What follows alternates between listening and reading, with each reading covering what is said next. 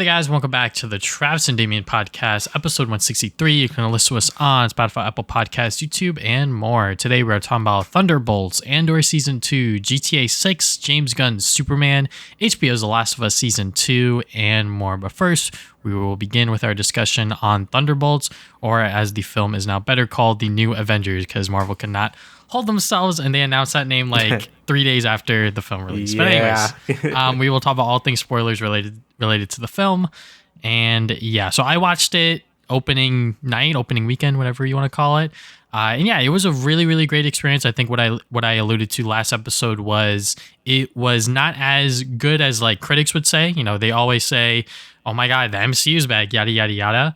But I think this is a film that is still really, really solid. I think it is on par with some of the Avengers films, but not as good as something like Guardians of the Galaxy, any one of them, sort of thing. But this is a great ensemble cast of like no-name heroes that people really do not give a shit about, but they were able to tell this story that I think really resonated with a lot of people. Yeah, I mean, like you said, I don't think it's as good as Guardians 1, 2 or 3 or whatever, but it has the same feel as those movies, just the ensemble cast, things like the Suicide Squad, like that it reminds me of that like a lot. And I think the reason why people really resonate with this movie more so than some of the other movies, like Captain America, Winter Soldier, or what was it called? Brave New World. Brave New World. There you go.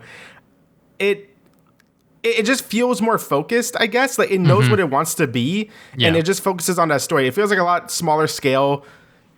Captain America was all about like, oh, we gotta stop like fucking World War III from happening and stuff. And it just felt like it was just too much going on in that movie, and a lot of people just didn't care. This movie is very focused. It's just focused on the characters, and I think every character feels a lot more fleshed out than they did in their original like debut movies or whatever. And I just felt like it worked very well for this movie, and I highly enjoyed it.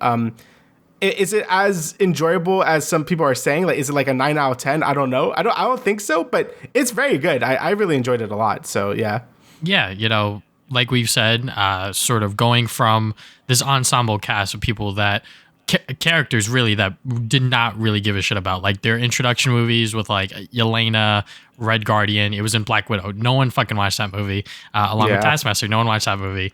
And for them to take a lot of these characters from the other MCU projects as well, like Ghost, John Walker, etc., and bring them into this film and have them all work together to stop Valentina, that was really, really fun. And also have the movie actually feel like a movie. Because I think the first like 10 to 15 minutes was so great to watch because it's all practical effects. It's really great action. The camera work, the way it's shot. I'm just like, yes, like this actually feels like a movie instead of like a MCU style. Obviously, like it still has like that look and that feel, but the humor isn't always forced. It's always natural. It's when these characters have something to say because they're fucking assholes and they're a bunch of idiots trying to work together through this thing that they're slowly realizing together. My biggest gripe with the film, I guess, as people that watch these trailers and sort of keeps up to date with these movies, is that as I'm watching it, I was able to put everything together because we watched every single one of these trailers. I was like, oh, okay, like we're going into this set piece, we're going into this moment. But still, the movie itself being able to tell this story about these characters who all maybe want to die or feel suicidal, really just like mentally just like broken people, and they're able to come together, put their past aside, and really become heroes, become the new Avengers, if you will. Yeah, I mean, that's another thing I want to talk about is the advertising campaign. I watched this movie like just recently on Wednesday, and it really sucks that it couldn't wait to put like the new Avengers and stuff. Like that just felt kind of shitty from Disney just to like spoil it. Like, I know it's not like a huge spoiler or anything, but it would have been cool at the end to be like, oh, like the new Avengers, right? Like that's a neat thing. But having it spoiled like instantly by them too, it's not even by like Twitter or anything. It was like Disney themselves. Like I thought that was a little lame, but everything you said is about how I feel about the movie. I really liked how they really fleshed out every character. I mean, I really love character. Like Black Widow wasn't very good. I think we could both agree on that. But I really did like a lot of the side characters like Elena and Red Guardian. Like they were just fun characters. And seeing her in Hawkeye as well, with the Kate Bishop stuff, I thought she did a great job in that role as well. So seeing her have an even more expanded role in this movie, basically being one of the main characters, I think she killed it. Like I think the this movie did a good job really going into like her depression and like how she didn't really want to be like, obviously no one wants to be like a Red Room assassin or whatever, but seeing how fucked up her past was even more than it was in Black Widow, I think it really makes her into like a really strong character that I wouldn't see seeing more of in the future. And I think that's a problem like some people have with a lot of the newer Marvel characters. Like they just feel like cheap copies or like other, like they just don't really fit the bill as strong as the original Avengers did. But I feel like this crew is the first time, even for me, where I feel like I could really follow these characters and like really care about them. I'm not as like aggressive about it as some other people. Like some people get really weird about it, but like I like Elena is like she's a really good character, and I think they did a good job with her arc. Same with Sentry as well. So. And I think this is what this whole movie is really about is the characters and stuff. Like that's like the main central point of this movie. And I think it did a good job fleshing everyone out for the most part. Even like people like John Walker. I mean, I like John Walker. Like I know like he's an asshole, but like that's what makes me like him. So yeah. Yes, you like him because he's a pathetic asshole, and he is just someone that's always down on his luck. He had it all at one point, and then he fucked it up, and then now it's just downhill from here. But yeah, I mean, just circling back to the whole advertising campaign, my theory as to why they unveiled the actual title of the movie be The New Avengers so early on is because they might not have had confidence in it. But I feel like with their advertising campaign and with the crew that they had, with all these directors and people that actually worked on like real film, if you will, I feel like that they would have had more confidence to save that sort of twist at the end and be like, yeah, these are the new Avengers, and have that be weighted until maybe a full week that the movie is in theaters. Because I think that would have been a nice little surprise for more people to learn about, rather than have Marvel be like, like this is what the asterisk is for, kind of thing. But yeah, the characters, like this is 100% a movie kind of thing. Like it's not just like an MCU movie with like big explosions, plot, having these characters move around from point A to point B.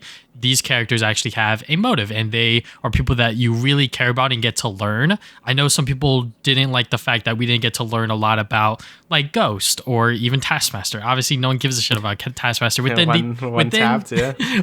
MCU, unfortunately, because that adaptation was just so botched within Black Widow that I guess they didn't really see a position for her within the Thunderbolts movie. So it sucks that they killed him off so soon, but I can see why they did that.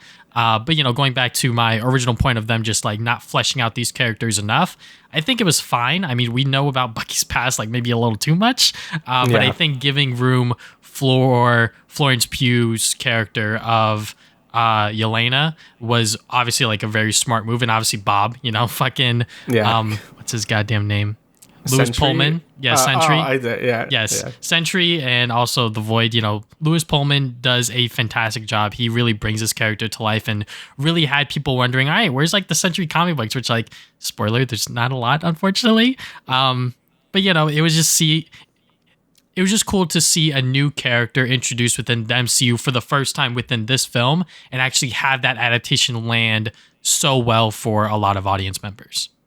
And I feel like both Sentry and Yelena's like characters really fit well together, both going through like their dark past. I mean, you could say that for the rest of the team, but like it was specifically for those two characters. Like I felt like they complemented each other like extremely well in this movie. And, having Sentry's power sort of be like this dark void thing where everyone goes into like his mind space. I thought that was really clever.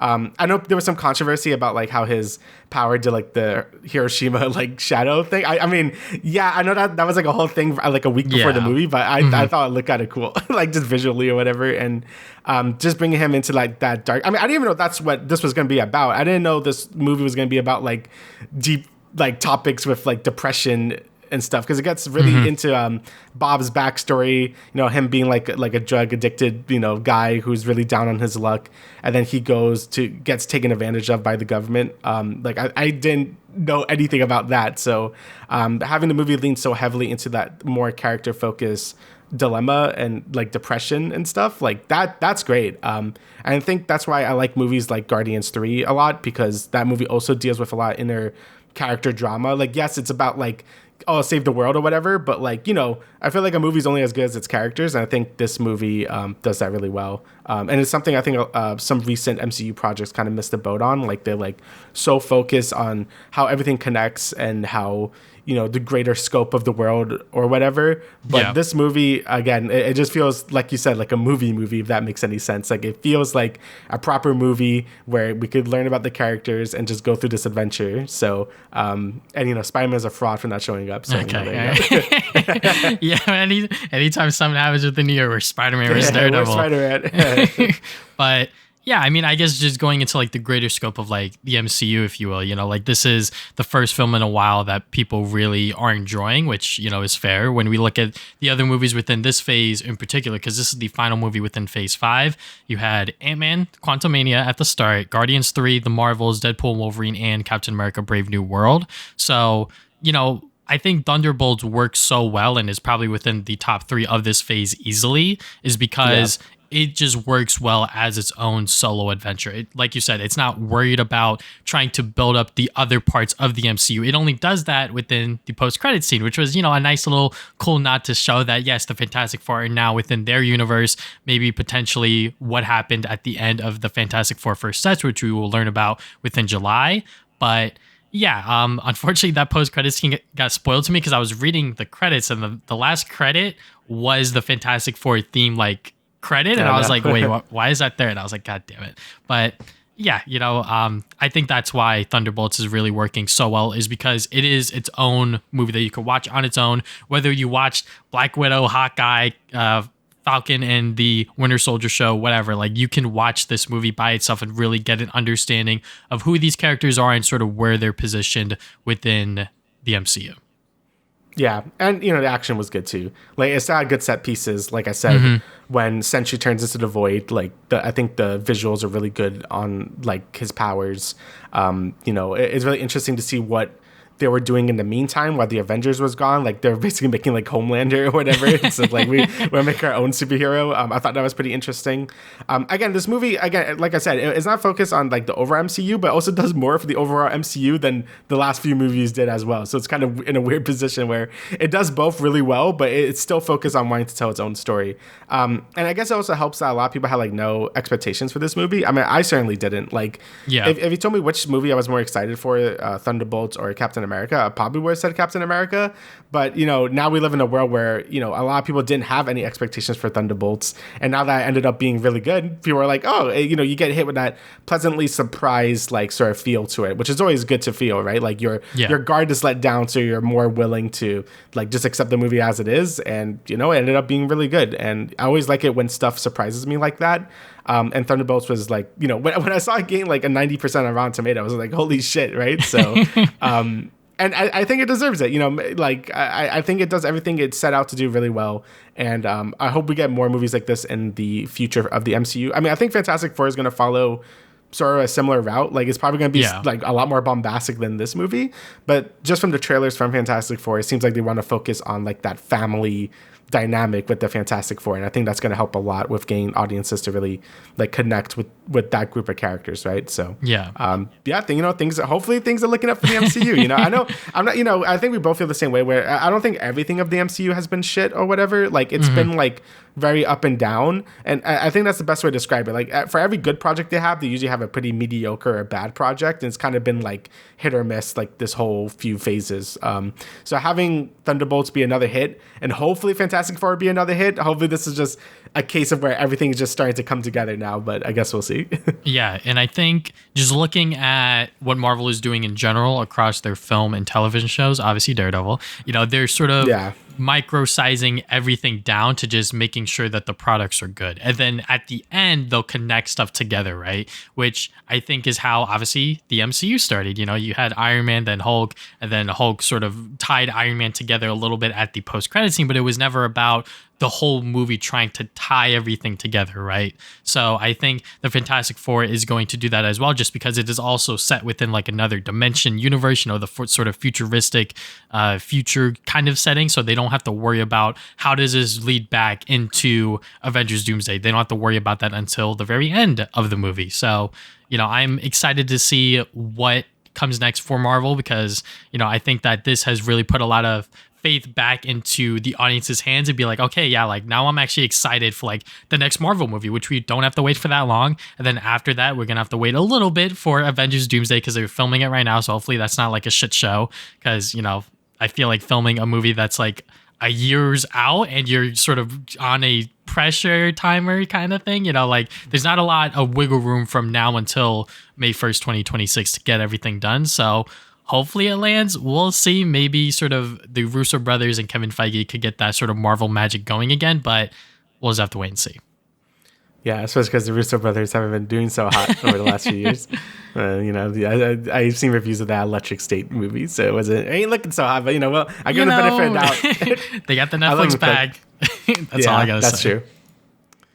All right, so I guess we can move on to our recent activities. So I'll go first. There's been a lot of video games coming out over the last basically month.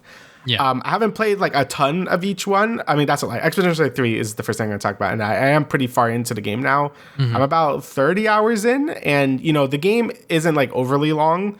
If I were just beelining straight for the story, a lot of people have beaten it at 30 hours. Like that's about like the normal length to beat it. But me, I like to do all the things. I like to explore around. I like to engage with all the game systems. And, this game has been just like a spectacle to watch in real time, seeing it like kind of come up out of nowhere.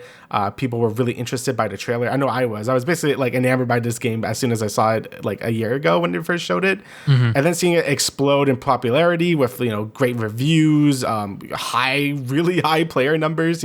People have been really enjoying this game. And, I'm no different. Like I said in the last podcast, I'm up to, I think I'm like halfway through Act 2 at this point. The game is just fantastic. It does everything it wants to do extremely well. It pays so much respect to the JRPG formula while doing sort of its own thing with it.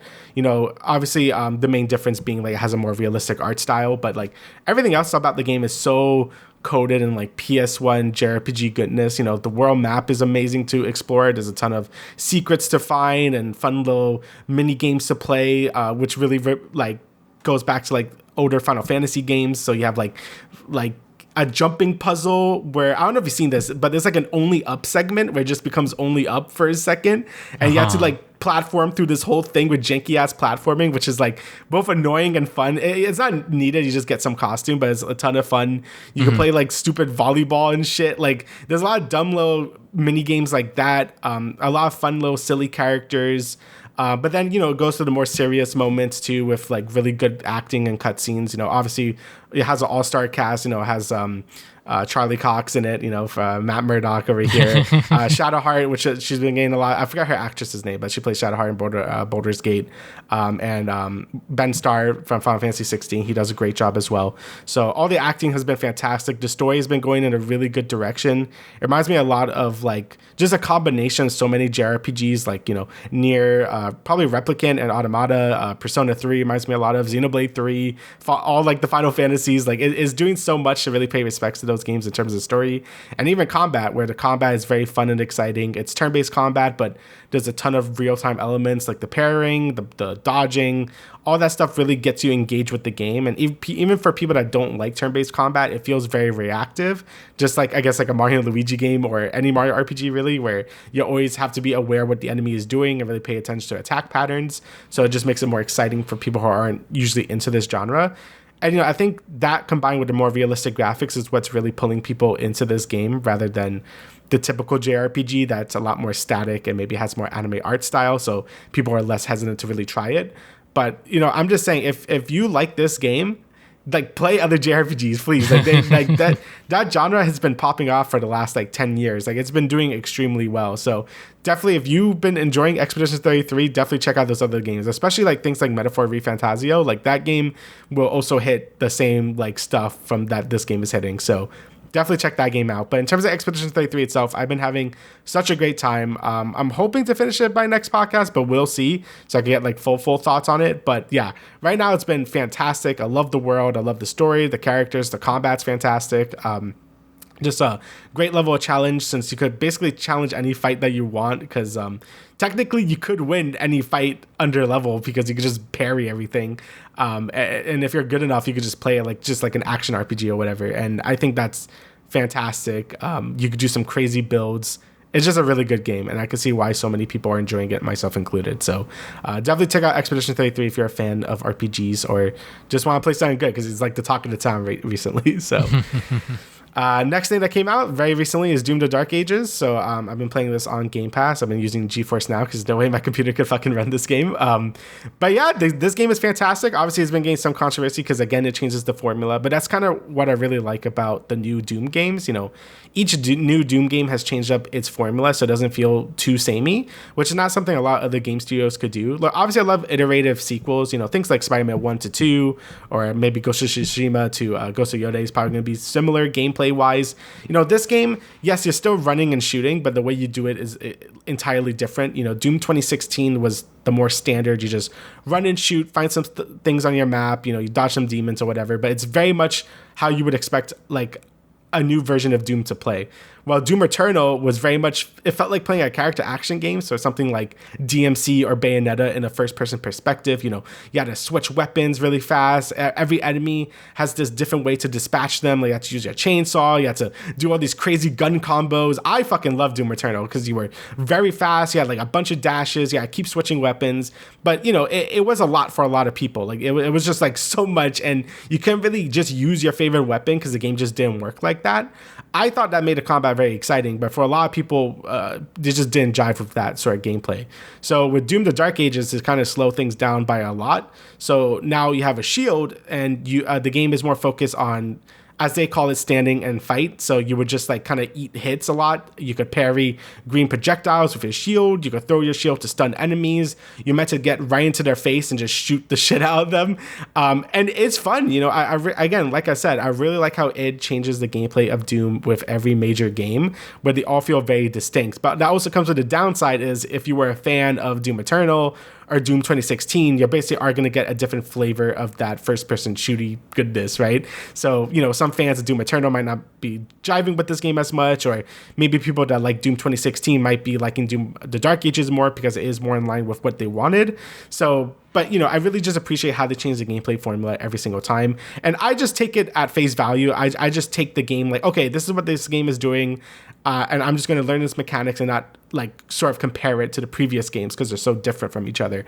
And I always have a fun time every time I do that. I mean, like I said, Doom 2016 Eternal is some of my favorite FPS games ever, and Doom: The Dark Ages is looking to be the same thing. The gameplay is just a ton of fun. Being able to just walk into hordes of demons and just tank all their hits with your shield, throw it Captain American style. You know, you just feel like a tank, and that's exactly what id wants to do with this game.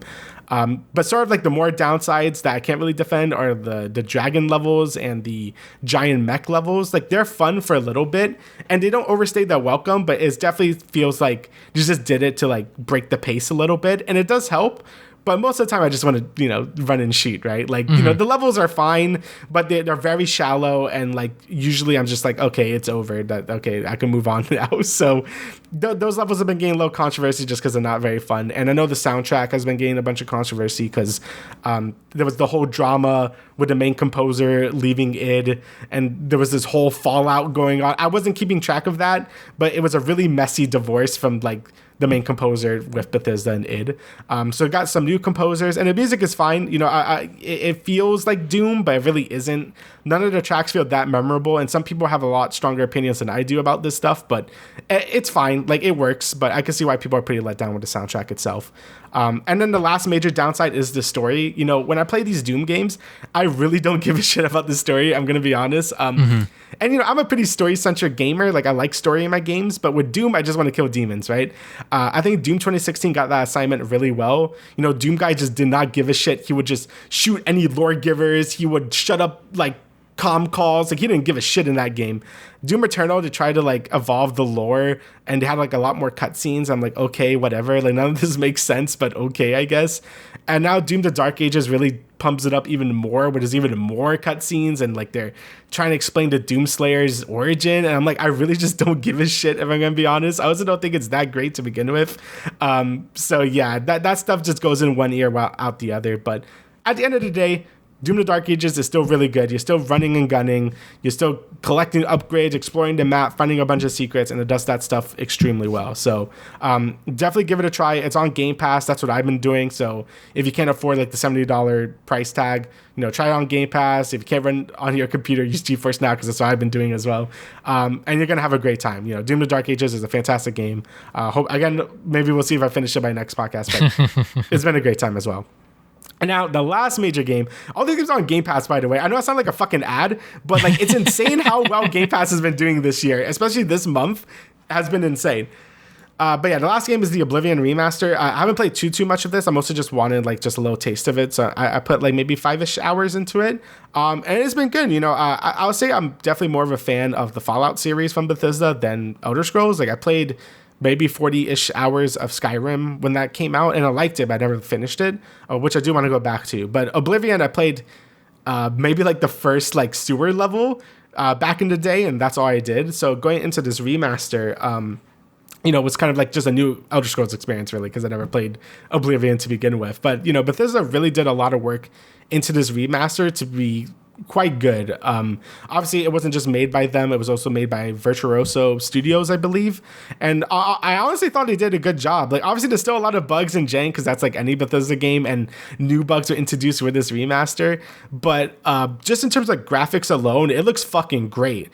Maybe a little too great, because the game has a really hard time running for a lot of people. Even though the game is like a remaster of a 2006 game, like it's really struggling to run on most computer hardware. So hopefully they're ironing that out.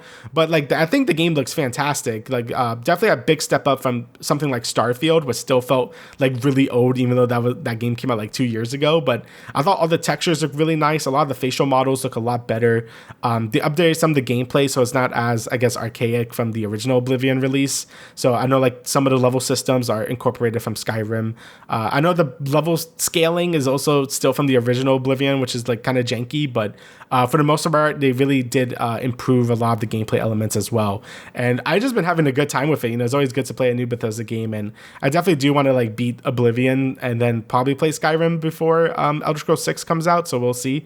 But I think this remaster has been fantastic in terms of just like presentation wise, and just like some of the bug fixes they fixed, and they introduced new bugs, but they introduced a lot of new stuff into this remaster, which I felt like they went above and beyond what was expected from like a remaster to this degree. Right? It almost feels like a remake to an extent, and I've been really enjoying it. I want to talk more about it, but obviously I need to play more of the game, so I don't have as much to say besides the game looks really pretty, and I think it's a pretty good remaster so far. But yeah, that's about all I've been doing. Besides like watching a bunch of stuff, which we'll talk about. But all right, now you could go with your stuff. All right. So I have not been playing a lot of games other than like live service stuff or whatever.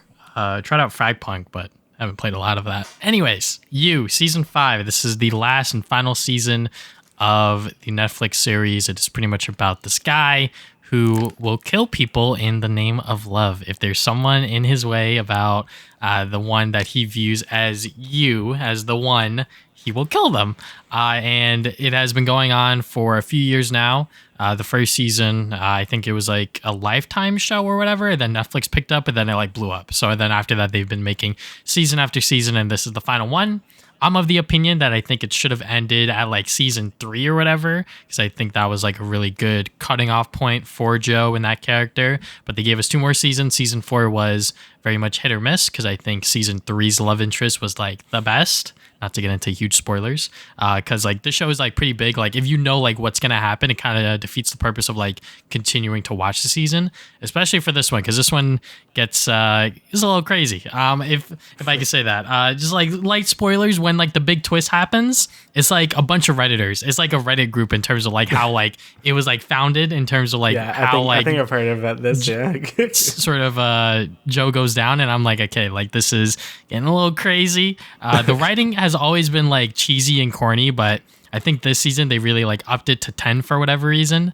But there's just a lot going on, and I think this season is really just to show that like Joe is not a good guy, because I think with the previous seasons you could really kind of get behind him with like killing certain people, because like one of them was like straight up like a pedo. Like he was like, I think he almost drugged a girl and then like almost did some stuff in his basement, and then Joe just killed him. I was like, okay, yeah, like I can kill that guy. Yeah. Or abusers of like certain spouses or whatever, et cetera, et cetera. But this season really wants you to make you hate Joe, and I think it does a pretty good job about it. I think the ending is a little rushed and not exactly all that great, but I'm glad it's over because I think just waiting for this season was like torture enough as is. Because after season 4, I was like, like how the fuck are we gonna go back into season 5 because Joe was like under like a different name, but then at the end of season 4, he got his name back and everything. Anyways, yeah, glad it's over. Now let's talk about the nerdy shit. So, Nightwing by Tom Taylor. This is something that I finished. It was only like 10 more issues that I had to read, maybe like 18, I forget. Anyways, this is just a fantastic comic book run. If you are looking to get into DC Comics and you're looking for something that is not that long, I think Nightwing by Tom Taylor is a great way and a great book to start off of. I think the following the following writer that is currently doing Nightwing, he is doing a pretty good job apparently, so maybe I'll have to read that. But I decided to read Batman and Robin, the New 52 run. This is a pretty old book from like 2011 to like 2013, 14, something like that. And it is written by Peter J. Tomasi, which I have read Super Sons by him like years and years ago. But I heard that this run was pretty good. So I was like, let me go and read it up on it, especially because apparently the DCU is going to have Batman and Robin be like a thing and not have it be Robert Pattinson Batman. Anyways, Robin within the comics is always such like a big role. I think when you watch Batman within the live action films, he's never like in there. Like I think after like the sort of 80s, 90s era, they were like, we can never have Robin because Robin as like a kid is like too goofy, too stupid to like have in live action. But like, I think it's fine. I think it's fine to have like this super lighthearted character that can bring Batman down. But with this book, this is Damian Wayne. So this is his fucking son. So there's a lot of bickering between father-son stuff. But then at a certain point, spoilers for the book, if you guys don't want to hear me talk about spoilers, wait for me to hold this cover up.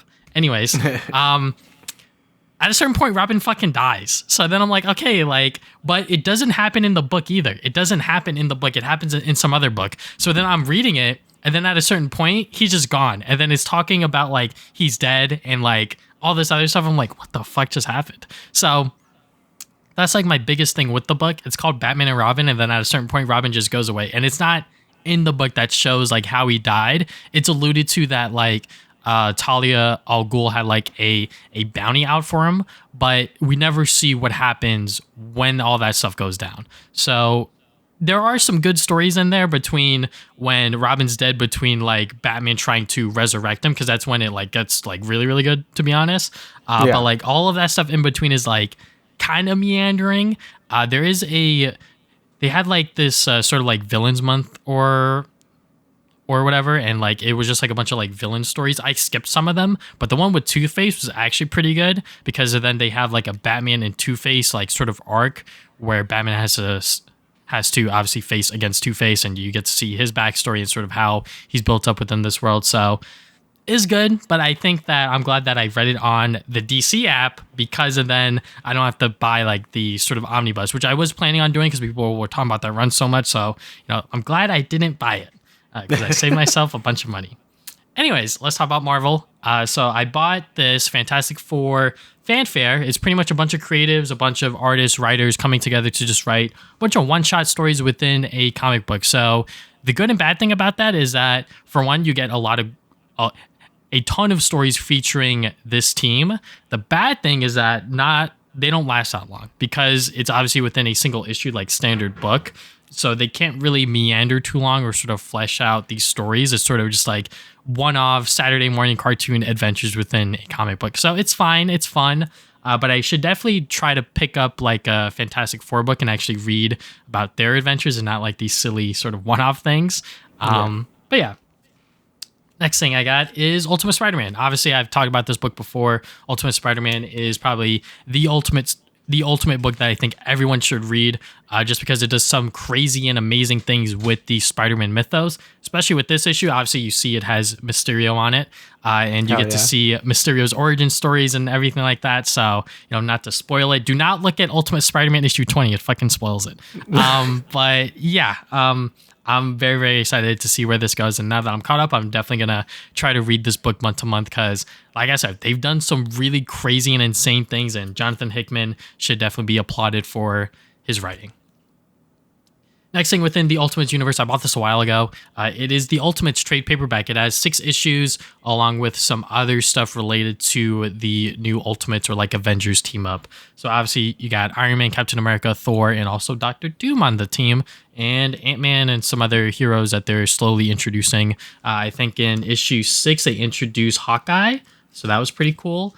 But yeah, this is a very, very good book. I don't think it's as good as Ultimate Spider-Man. In my opinion, some people really do like this book more, which I can see why, because they do a lot of, like I said, crazy and insane things that I think just because they aren't held down by like editorial or sort of like rigid like storytelling, like they could just do whatever they want. So it's a lot of fun.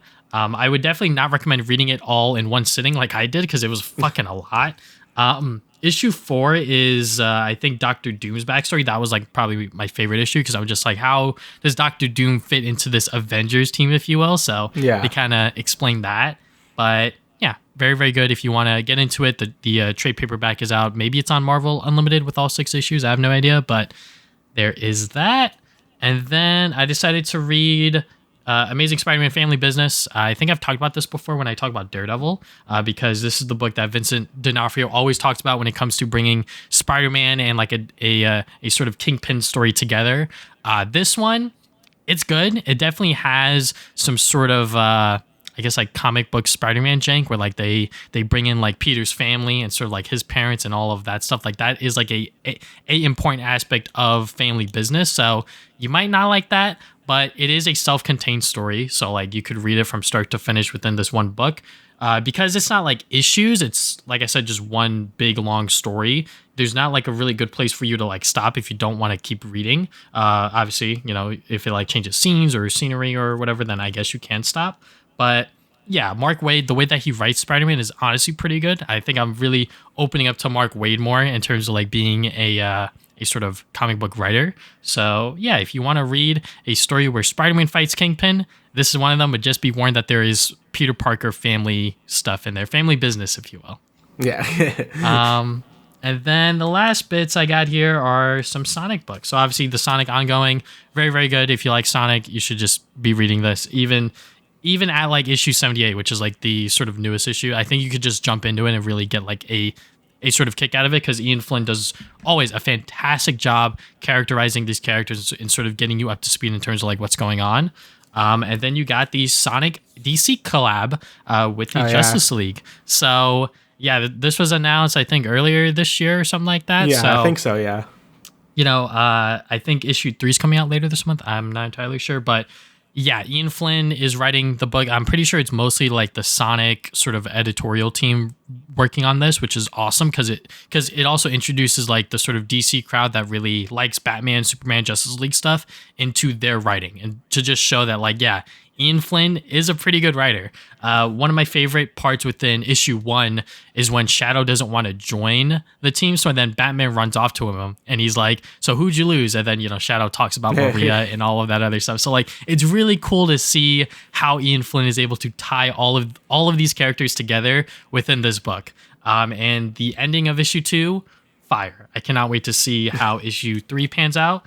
And then the last thing I have been reading is Ninja Turtles X Naruto. The release schedule has been fucking bad for this book. It's like month-long delays, because usually when a comic book is releasing, it's like month to month. This one is like multiple months in between issues, so it's kind of hard to follow.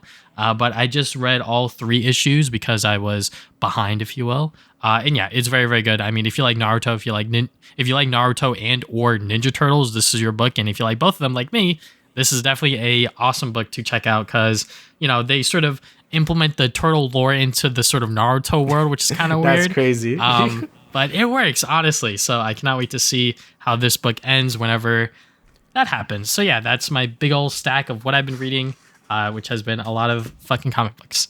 Anyways, let's talk about Andor season 2. We decided not to talk about the sort of batches of episodes week to week, just because we are not that versed within Star Wars, admittedly. We do not know like the huge lore and everything going on. So apologies if you are looking for a in-depth conversation like that. We're just going to talk about the show from like a casual Star Wars perspective. So Yeah, I guess, first up, I just want to say the show is fucking great, fantastic. I mean, if you have not watched it yet, just go and watch it. I know it's a lot. I know it's like, what is it, like 12 episodes in total, and on top of that, you have to probably rewatch some sort of recap for season 1, which they do have baked in to the first episode of season 2, and also there is a extended cut of that on Disney Plus, which I did watch at a certain point because I was just like, what the hell's going on again? But Andor season 2, it is very, very good. I think the first batch of episodes 1 to 3 were a little slow. I think, it just got you back into like the sort of like Andor world, if you will. But then once like that passes, the next batch of episodes, like everything starts kicking in with like Gorman and like sort of like the rebellion getting more into Rogue One territory. It's like, okay, yeah, like now this is like some really, really exciting stuff. So yeah, Andor, very, very good. Not surprised whatsoever. Yeah, I feel the exact same way where, I also had to watch a recap of Andor season 1 because, it's a very dense show. There's a lot of multiple arcs in season 1 as well. And I'm like, okay, what even happened here again? I remember like the prison part. I remember Ferrex, but, there's a lot of things you have to like memorize yourself. And like, okay, I understand now. But with season 2, I felt the same way. I thought the first 3 episodes are like, okay. Like it was a good way to just get you back into like what Andor is about. I honestly thought the tone was a bit weird in the first 3 episodes. Like I felt a little too jokey with like the rebels that were stuck in like, I guess they were in Yavin 4 or whatever. I'm like, okay, I guess. And that was all Andor did in the first like 3. Besides like the episode 3 was really good. But after that, holy shit, like this show is fucking awesome. Like the whole Gorman stuff, all the things leading up to Rogue One, like you said, that was all just amazing. Like episode 8, I believe it's episode 8, might be like my favorite episode ever. That was like let me see. Blah, blah, blah. It was before what's her name rebelled and I think Who Are You, that episode. Yeah, Who Are You, that episode is like 10 out of 10 masterpiece. Holy shit. So I think this season of Andor was incredible, and I think it just does so much for the pre-rebellion stuff. Like it really shows you why they're fighting so hard to get rid of the Empire. It brings so much more character into Andor, obviously, because the whole show is about him or whatever. It just does so much good for like this like whole thing. Just the tone of the series being more mature as well. Like it's not afraid to get into some really serious topics. And it just makes the whole Empire feel like a truly evil fascist regime, like they actually are, and not like cartoony villains. Like I think it just does that extremely well. And yeah, it's kind of reminds me of Daredevil, where it doesn't feel like something in the Marvel universe. Like this doesn't even feel like something in a Star Wars universe, even though it is. Like it just feels so tonally different and like just serious about how it handles everything, that it just really brings it above and beyond like anything Star Wars has done. And I really like Andor season 1 a lot, but I think this season really solidifies it being like, I think this is one of the best things Star Wars has done, just in terms of writing, right? So yeah. And when I was watching it with my girlfriend, she's like a big Star Wars nut. She was consistently saying that like it's going to be hard for them to top anything like this, because there is really never going to be, maybe they can find a story that can be something similar to Andor but still be as compelling. But I feel like where this is positioned within the sort of Star Wars timeline, it's very hard for them to replicate this, especially with how tonally different it is from the rest of Star Wars. Like it is very serious, it's very political, it's very real for a lot of people, especially with the sort of political landscape that's going on right now. Just seeing how the Empire is treating these people and sort of how the rebellion is trying to fight back and sort of get the word out there that yes, the Empire are not good people, guys, we have to fight back. And I just really like how much they wanted to tell this story and how well executed they did. Because, like we said, the first 3 episodes, nice way to go and get us back into it. Episode 3 especially, just really getting real with viewers and sort of how uncomfortable that one scene was, And I just really, really enjoy how this season was able to just build out its story. And then once we finally got to those really big climactic moments, it was all worth it.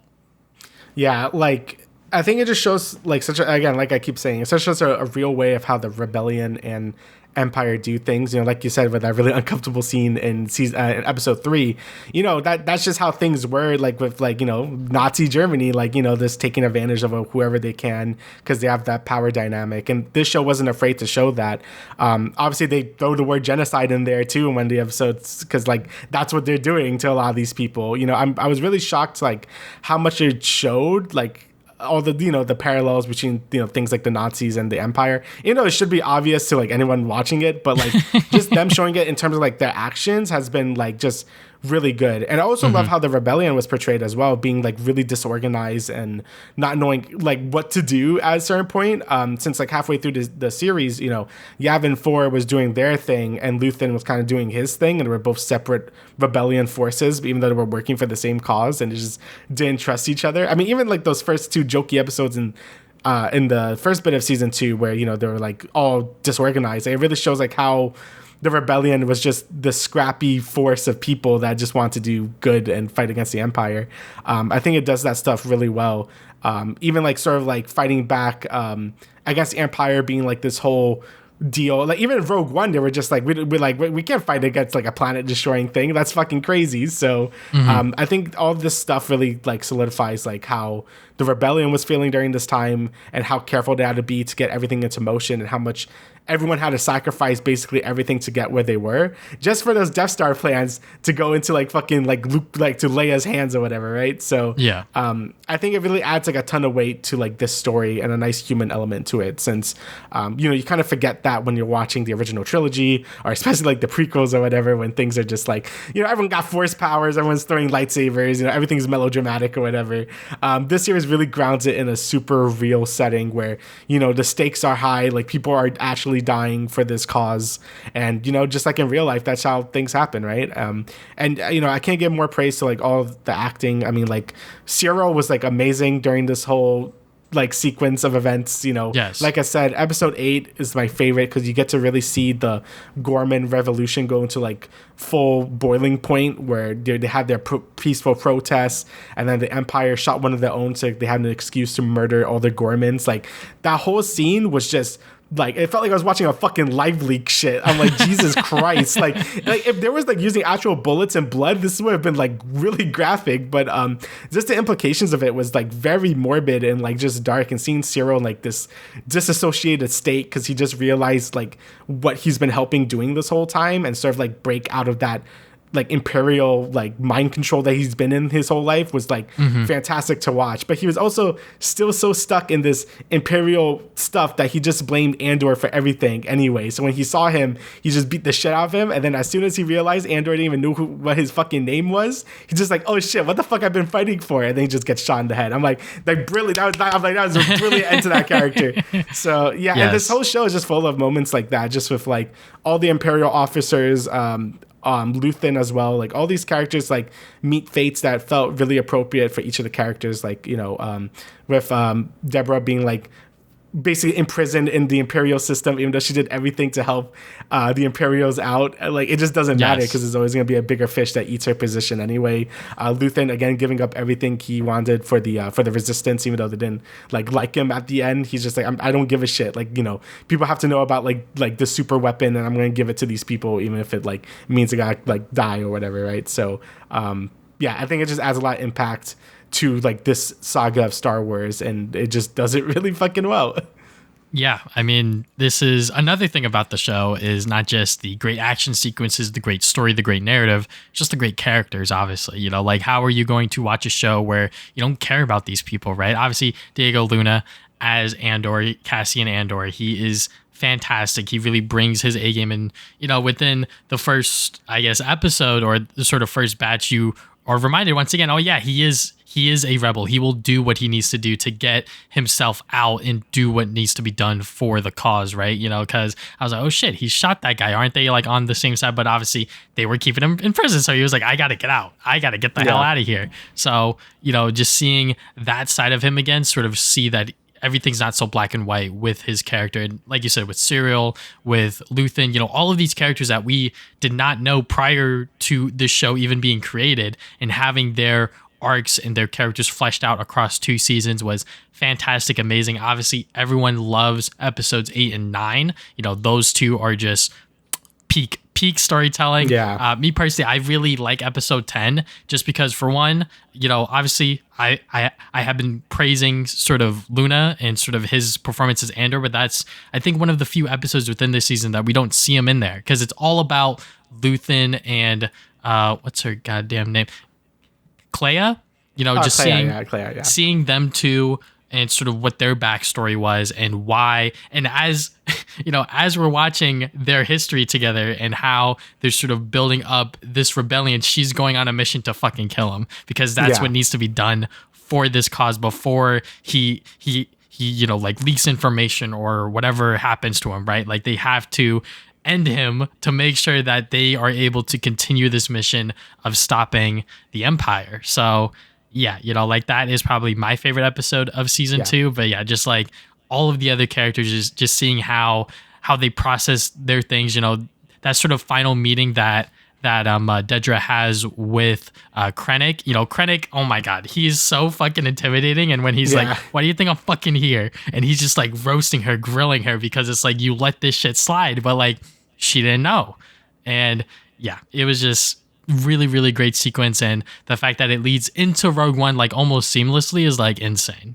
Yeah, like I actually really like that the ending of Andor, the show, is very low key. Like, it's very calm before the storm. Like, everyone just getting their shit together before like the mission of Rogue One happens. Like, I think that was a really cool choice to do. Like, I saw some people kind of disappointed that it ends kind of like that. But I feel like the actual finale to this story is Rogue One. Like, that's where you get all the bombastic stuff in that movie. And like you said, it leads seamlessly into that movie. Like, watching that movie almost feels like it's insane this movie came out 10 years ago, because I'm like, it fits so well into, you know, the end of Andor. Like, it just seemed like flow so seamlessly into that movie.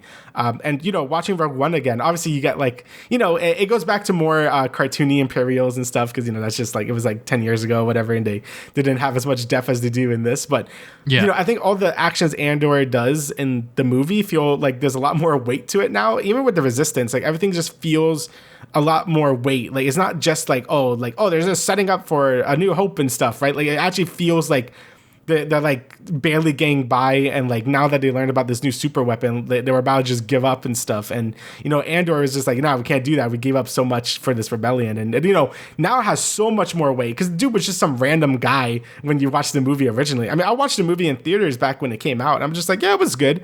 But now everything has so much weight to it. Like, every choice they do, just finally getting that big space battle when they're getting the Death Star plans, feels like the first time they really made a huge push against the Empire after watching everything from Andor. And everything just feels like it has so much more payoff now. Yeah, I mean, they even introduced K2 at the end of the last 3 episodes of Andor, so you feel even more sad when he dies too. And, you know, and a lot of Andor's speeches, like, about like what he gave up for the rebellion, like, and that, again, like I said, it has so much more fucking weight now that you see everything that he gave up for this cause, right? So yeah, even at the end when you know, they obviously get blown up at the Death Star, I'm just like I felt like actually sad. Like, I'm like, holy shit, like, I didn't feel this way really when I originally watched Rogue One, but you know, it just adds so much more to that movie. Does that make the movie automatically like better? I mean, if you watch the show, yes, but the movie's still like, you know, it's pretty good, you know, for what it is. But I think with the context of Andor, it really adds a lot to the movie, and it really is the true finale to this whole series. So yeah, if you didn't watch Rogue One at all and you watch all of Andor, definitely watch it. It's basically the end of the story. So yeah, it just made me appreciate Rogue One a lot more. Yeah, you know, the first scene that we get with Cassian is pretty much straight from where he was at the finale of season 2 into Rogue One. And I was like, wait, that's like insane how they were able to stitch it all together and sort of have this series lead into an old ass movie from 2016. It's like, okay, yeah, like, I was really down with it. And also, you know, like you said, them introducing certain things like K2 within the final couple of episodes, and also just like the way that like the characters talked, you know, like they were like, once this is all over, we can like forget about it. And I'm like, not for a lot of them, unfortunately. I'm just like, it's kind of over for a lot of I'm just like, God damn it, you know, like when Andor was so ready to just give up everything for Bix, and then Bix was like, I'm gonna choose for both of us, because she realizes how much of an asset he is to this cause. She's like, I have to leave for the both of us. And Yeah. she's like, once this is all over, you can find me. And I was like, shit, that's not gonna fucking happen. And it sucks that they fucking gave him a kid too. Oh my God, bro. That shit made me even more sad. But anyways, yes, Rogue One is still a decent movie. The one thing that I hate about it is the goddamn CGI deepfake stuff that they do on the faces. It just looks so jarring and so weird, especially with Leia, because all she says is hope. And I'm just like, why couldn't we just get some actor who looked like the goddamn Miss Carrie Fisher? Fisher? Yeah. You know, just someone that looked like her just to play that role for like, you know, literally like 5 to 10 seconds. That's all they needed her for. But they decided to do some really weird deepfake stuff. Anyways, Rogue One, it is still a fine movie. It does really serve as the finale for the Andor series. But then again, because we are working with an older movie that had a sort of slightly different direction, not everything is going to connect super duper well. Motives might not be as sort of concrete. Like when the goddamn sort of council was still like questioning Jin, I was like, okay, you guys like questioned like fucking Cassian. You guys questioned fucking Luthen before. You're questioning another person coming into the rebellion, giving you information about the weapon that, anyways, you know, like I think it was just, you know, that's something that they obviously can't fix within the movie. That's just something that they had to do to make the movie make sense as a whole. So, you know, I can't really complain about it too much, but then again, you know, it is still a really fun time, really great ride.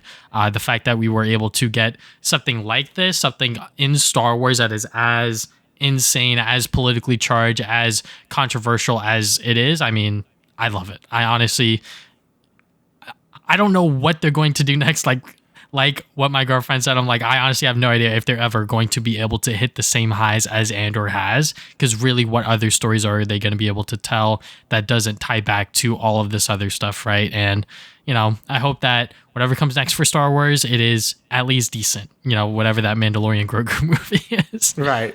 Like, yeah, and you know, it was really cool to obviously see that Darth Vader scene again at the end of Rogue One. I know that's the one everything talks about. But honestly, it even feels more jarring after watching all of Andor and then getting all through Rogue One, because you really see like the power gap in between. Like you're following all these really grounded characters for so long, and just seeing Darth Vader there, like it really does even more solidify like how strong and how no one was able to stand up for the Empire, you know, because you have fucking Darth Vader like murdering people like that. So that was still a really cool scene. It always has been, and it like kind of solidifies it more. But yeah, like I said, I don't know what they're gonna do with Star Wars. You know, obviously when we get back to more, you know, like Glub Shido territory, we're gonna be like, oh, it's like this fucking random character. Let's do a thing about that. But who knows? Maybe it could be good. We'll see. You know, I don't know if we're ever going to get as grounded of a story like this again. I don't know. Maybe that's a good story you could do in the sequel trilogy, where you could do like with the New Resistance versus the First Order or something. I don't know. But this was such a raw story and such a human story that I don't know if they could even ever do that again with Star Wars. Because, you know, a lot of people like the Jedi stuff. I mean, I like Jedi and all that, but yeah, I don't know. I don't know if we're ever going to get as interesting or political as a story like this again, but I guess we'll see what's next for Star Wars. But yeah, Andor, fantastic end. Definitely watch Rogue One if you haven't after Andor Season 2, but it was fan-fucking-tastic. All right, so let's get into the general news of things. First, starting off with gaming, we got GTA 6 trailer number 2. So Rockstar was like, all right, guys, we might have delayed it, but hey, here's another trailer. And this one gives us a much better story of what GTA 6 is going to be. And I'm honestly kind of excited. I mean, you know, when it comes to the Grand Theft Auto series, I think a lot of people look over the narratives for the most part. I think GTA 5 story was fine. There was obviously a lot going on with the sort of 3 main protagonists that you had switching around. But I think this one seems to be a lot more focused. Obviously, you have sort of Jason and Lucia doing this sort of Bonnie and Clyde thing where they're just robbing up places, trying to sort of make their lives better within Vice City. So, you know, I'm not exactly sure what that'll entail. I know that there's theories around about like who Jason really is and all this other stuff. So, but I will keep my expectations where they are and just be excited to see a story that is actually kind of interesting for the Grand Theft Auto series. Yeah, I mean, I think Rockstar could tell some pretty good stories, with some of the GTAs, and obviously Red Dead 1 and 2, people always praise the story in those games. So, I'm keeping an open mind with this game, even though, I'm one of those people who have never really, like, fully completed a GTA before. I usually just fuck around in them and, like, leave. Like, that's always been how I played GTA.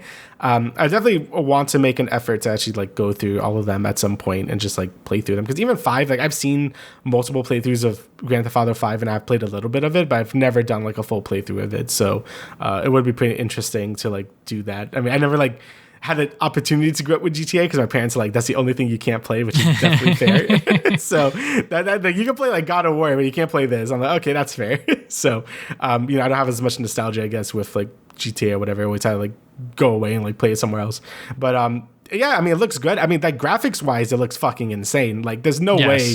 I know Rockstar said, oh, this is all in engine and, like, this is how the game's gonna look, but I'm like, fucking doubt. I mean, we'll see, because the game looks almost like hyper realistically good. Like, it's insane how good this game looks. And if this is actually how it looks and runs, then goddamn, like, Rockstar are wizards, and I don't know how they're doing it. But once we actually see gameplay of the game running, then I'll make a full judgment with that. But I like you said, I really like the premise of this game, this Bonnie and Clyde thing. I could see it having a really tragic end if maybe, like, I saw some people throwing around that Jason is a cop, or, like, some undercover cop that's getting under her or whatever. Like, there's a lot of crazy theories like that. So I'm gonna expect the story to be pretty sad by the end, but it looks pretty good, So hopefully Rockstar could deliver. Obviously the game got delayed a whole year to May of 2026.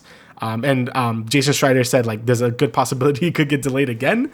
So as long as Rockstar is cooking, like we said, let them cook, let them make the best game they could possibly make. There really is no rush. People are going to buy it regardless. So, hopefully GTA 6 delivers, because, this game has a lot of expectations behind it. So we'll see how it does when it actually does come out. Yeah, this game is the one anomaly that I would say that no matter how many times you delay it, this game will still sell like hotcakes, because it's GTA. It's been so long since 5 came out. People are itching for this game dearly. The fact that this trailer has over 100 million is insane. 5 or almost 6 million likes. Obviously people are excited to see what the next chapter of GTA has in store. All right, well, speaking of delays, Marvel 1943 Rise of Hydra has been delayed to early 2026. If you didn't know, this was the Captain America Black Panther game. All we really know about it was that I think we got one announcement trailer and then another CG trailer like a year, maybe a few months ago. And again, I say just let them cook. Let's see how the game looks. I mean, we haven't really seen any gameplay of this game at all, so I still don't even know what it's really about. Like, obviously, it's probably gonna be a third-person action game or whatever, but I still don't know what, like, the general gameplay loop of the game is gonna be. All I know is I really like the premise. The cutscenes they shown did look fucking phenomenal. So we'll see how it goes. I think having a good Captain America / Black Panther game just sounds incredible. I mean, there's so many games. I mean, I just, like, with the new Doom game, like, throwing your shield, I'm like, yeah, I feel like Captain America or whatever. And it'll be cool to have an actual Captain America game and having, like, an actual good, like, Black Panther game or whatever. So, like I said, let them cook. Let's see how this ends up. Stupid Miyamoto quote, delayed game forever bad, whatever. You know the quote. So I guess we'll see when it actually does come out, because the last thing we want is, like, a rush game that, ends up being too buggy or it doesn't work or not realized or whatever. And worst case, it gets fucking canceled, but I guess we'll see. Yeah, Marvel 1943 Rise of Hydra, the Black Panther Captain America game. This is something that I have been very, very hyped for, just because, I think after Marvel's Spider-Man, people were expecting sort of Marvel and the rest of the games industry to potentially build out a MCU, if you will, sort of version within the games industry. And, they tried with Avengers, and then that flopped because it was a live service game that just did not catch anyone's attention whatsoever for no more than, a year or so or whatever. I don't even know. All I know is that the game is not in service anymore for a good reason. So I feel like with this game, with them going back to sort of like, just like telling really good stories and just really good gameplay loops, I think that, they are trying to make sure that when we do see this game, whether it's the first gameplay trailer or when it eventually does come out, that we are happy about it and that it is getting good reviews and people are actually willing to buy it. Because, when it comes to single player games, really, that's all you can really bank on, because when it comes to multiplayer stuff, you can always patch it. It's always a constant living thing that you can always fix and change up. But when it comes to something like this, there's only so much you can change without it inherently breaking the game. Like I said with Avengers, or even something like Gotham Knights, where they were like, okay, yeah, like it had live service elements, but we took all that stuff out, but the gameplay still feels like a live service game. So it definitely did not stick that landing. So I'm sure that this was not anywhere near that direction, I hope. And they're just trying to make sure that the game is as good as it can be, especially one with two of the most popular Marvel characters today. Yeah, I mean, again, it's kind of hard, especially with single player games, like you said, if it does come out like not realized or broken. I mean, look at like something like Star Wars Outlaws, right? Like that game came out really buggy.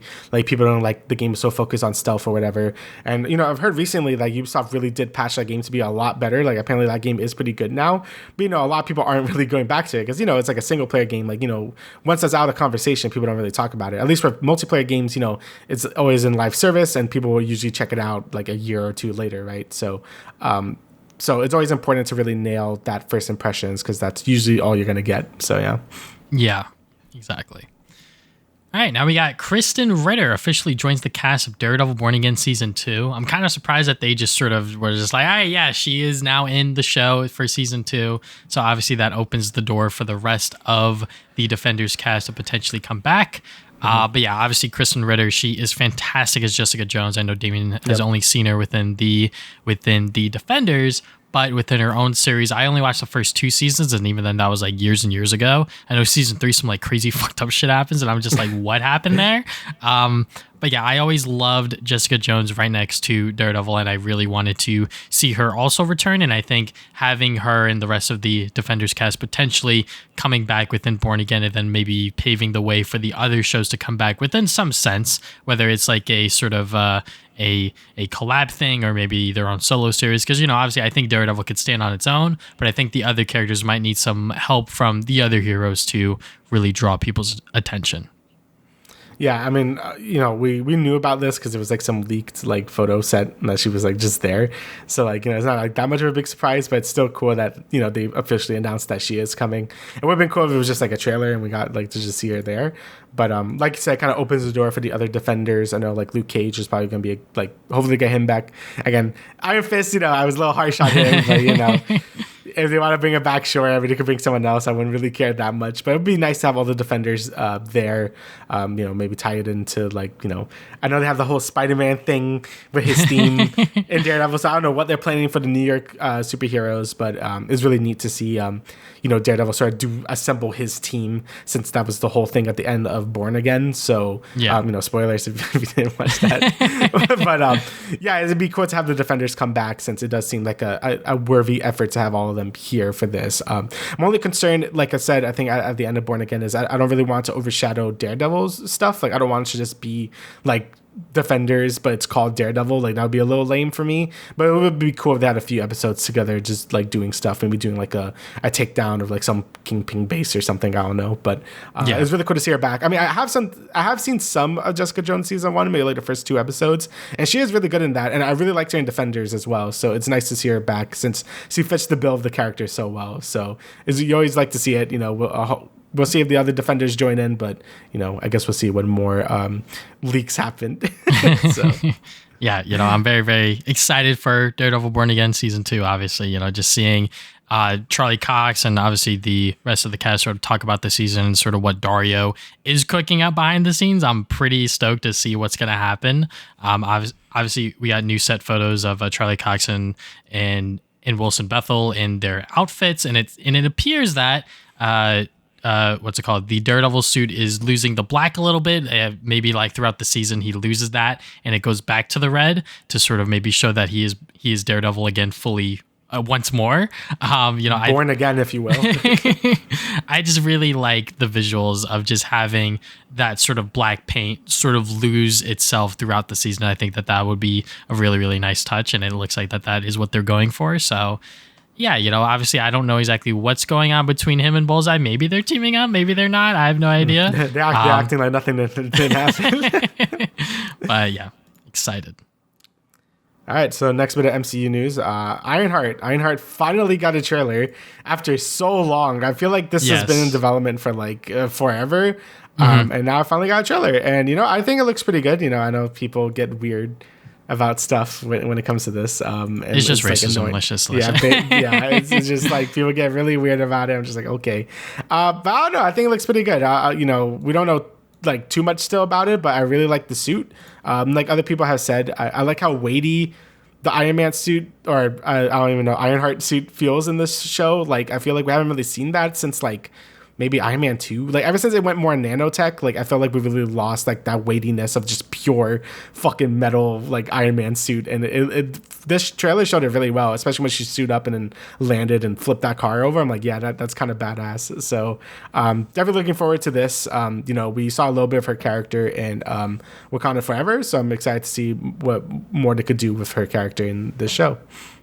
Yeah, I think that this is the last of the sort of Marvel MCU limited series show. So that's why they're doing the 3-episode premiere, then potentially the next 3 after that.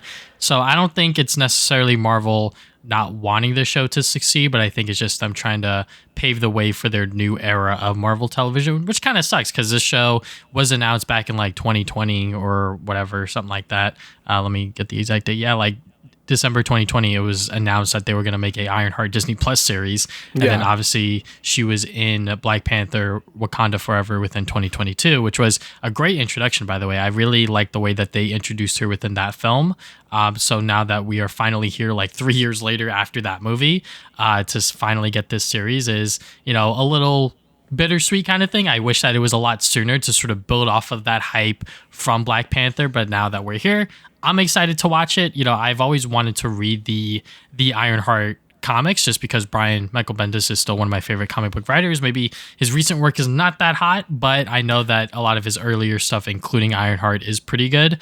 And yeah, just to see how Riri Williams is going to have her legacy be built from sort of being this mass genius who also is able to create these Iron Man-like suits. It's going to be a lot of fun. And I think that this is going to be another one of those Disney Plus Marvel shows within that old era that is still going to be pretty good, because it looks like that they really spent a lot of time making sure that the show looks good. And obviously, with Ryan Coogler, also executive producer, he knows these characters and how he wants Ironheart to be. So I hope that with his guidance that this show is able to land on its feet. Yeah, I mean, we'll see. I know the Marvel Disney Plus shows are always like hit or miss, so we'll see. But just from the first trailer alone, it looks pretty good. So I'm excited to watch it. All right, so now we got the Bears. Liza Colón-Zayas has joined Spider-Man Brand New Day. This is another casting announcement from Deadline. So we don't know exactly who she's going to be playing as. Immediately people were like, it's going to be Rio Morales or whatever. I have no idea. Obviously, that would be cool for them to introduce sort of Miles slowly within the MCU, but I think maybe it could be a supporting character that could lead into Miles, or maybe just like a supporting character for Peter's new life as sort of no one knowing who Peter Parker is. I think that could be pretty cool as well, because as someone who has watched The Bear, she is one of the best characters within that show, along with the other insane cast within that show. In and of itself, I think everyone does a fantastic job on The Bear, and to see her be one of the stars to now be brought into the MCU, especially under Spider-Man, I think that is pretty exciting. Obviously, no details officially about what her role is, but obviously people are looking at Rio Morales, or like I said, maybe just like another side character to help Tom Holland's Peter Parker guide himself within this new world. Yeah, I mean, there's a lot of things we don't know about this movie yet. And, like with any Spider-Man thing, we're going to learn a lot about it through the leaks and like the casting and things like that. So we'll see how it goes throughout this movie's development cycle, since it seems like, they're making these movies really quick, and we'll see how it goes. But that'd be really exciting to try to introduce Miles into the MCU. Again, it would be kind of weird how they would do it, but I'll give them faith that it could. I mean, like we had like a Uncle Aaron with like, I forget which one was that one. Was Homecoming? Yes. Yeah, that was Homecoming. Yeah, so that was like a long ass time ago. So we don't know what their plans are, if they ever are going to include Miles. Again, my main issue with Miles is that MCU Spider-Man basically was just Miles, like with the way he acted and his group of friends or whatever. So it'd be kind of weird to just have him be like more of like a rehash of like MCU. Well, even though he was a rehash of a rehash, you know what I'm saying. So we'll see how current MCU Spider-Man works now, like how Tom Holland wants to evolve Spider-Man as a character in this new, I guess, trilogy of Spider-Man movies. If there's a new trilogy, I don't know. But yeah, I guess we'll see how it goes. I'm just like, really excited for that first trailer. We're gonna see like what exactly this movie is gonna be about. I guess how it ties into the Avengers stuff. There's a lot of exciting things in the horizon for Spider-Man in the MCU. So we'll see, or it could be bad. I don't know. So we'll see how it turns out. But I'm excited regardless. All right, so even more MCU stuff. So Ryan Reynolds is in the early stages of exploring a Deadpool/X-Men team-up movie. In the article, it says that he isn't really that interested in making like another solo Deadpool movie. He says like if he does want to do one, it has to have a good reason for it to exist. Yeah. So he is more interested in having like a more X-Men focused one, which doesn't really surprise me since in X-Men, Deadpool and Wolverine, we already see like that sort of X-Men influence into the thing already. And he likes to inject a lot of X-Men I guess like lore and stuff into the Daredevil into the Deadpool movies in general. So, he says he wants to have 3 or 4 X-Men characters, and this will be separate from any new X-Men movie at Marvel. Like, this will be, like, kind of like its own thing. Like, not really, like, it'll probably interact, but not, like, fully, right? So, yeah. And we already know X-Men stuff is coming to the main MCU timeline, so we'll see how all this fits in together, but I'm sure Ryan Reynolds just wants to make a funny, entertaining movie with, like, some X-Men characters doing some stuff, and I know, what's her face from Wicked? I know she was just like, I want to be Storm. I'm just like, yeah, I mean, sure. So we'll see how that goes. Ryan Reynolds like, I don't control casting decisions, so we'll see what happens. So it'll be pretty interesting to see what he has in store. I mean, we both really enjoyed Deadpool Wolverine. I thought it was a really funny movie. I thought I paid good like respects to the Fox universe and it feeling like the good, I guess, like final conclusion to like that era of X-Men and how we're going to go forward from there. So I believe Ryan Reynolds could do something good with a, obviously it's going to be jokey. Probably won't be too serious, but I'm excited for it regardless. And if he thinks he has a good story to tell with Deadpool and them, I'm sure it's going to be like entertaining. So yeah, Ryan Reynolds, obviously he has made Deadpool into his own at this point. I think Deadpool really saved him as a actor and sort of as a sort of person within Hollywood all those years ago. So for him to continuously, sort of come up with new ideas for this character is nice to see. Obviously nothing has been officially pitched yet or anything like that. But, I think after watching Deadpool and Wolverine, which, was a great fun time, I think that movie really showed that Deadpool works best when he's bouncing off of other characters, right? Because I think the first Deadpool movie is still good, but I think the most memorable moments are when he's bouncing off of, let's say, the villain or sort of Colossus or whatever, like those other characters within the movie, because that's how Deadpool is able to make jokes, whether it is to the audience or, sort of bantering back with other characters. So I think doing that with a full X-Men team, whether it's 3 to 4 people or whatever, I think that would be great, a lot of fun. And I love that he recognizes that he could probably just pump out like Deadpool movies all he wants, but they need to have a purpose for them to really, serve the character and I guess serve him sort of artistically. I think that is really, really cool. But yeah, I am excited to see what happens with Ryan Reynolds as Deadpool. I don't want him to see him within fucking Avengers unless it is, like maybe like a 5 to 10 second gag or whatever. I don't want to see him have like a big role within the Avengers because I think that he works best within his own little corner within the MCU, just like with Deadpool and Wolverine did. So yeah, we'll just have to wait and see exactly what this movie will entail. But I fully trust Reynolds and hopefully that whatever team that he is able to put together, it will serve the greater MCU and also just serve audiences like us, entertaining wise, fun. Oh yeah. I mean, that's what he's good at. So this hopefully he keeps that. So yeah. All right. So now we got Spider-Man Noir. Or Spider-Noir, I should say. Whoopsies. That is the upcoming Amazon Prime Video series that they have been working on with Sony and Marvel or whatever. And it has Nicolas Cage playing Spider-Noir in live action. There was a sort of leaked trailer, but just from this one screenshot that we got, it looks pretty good. Apparently, they're going to release this series both in black and white and color, which is crazy.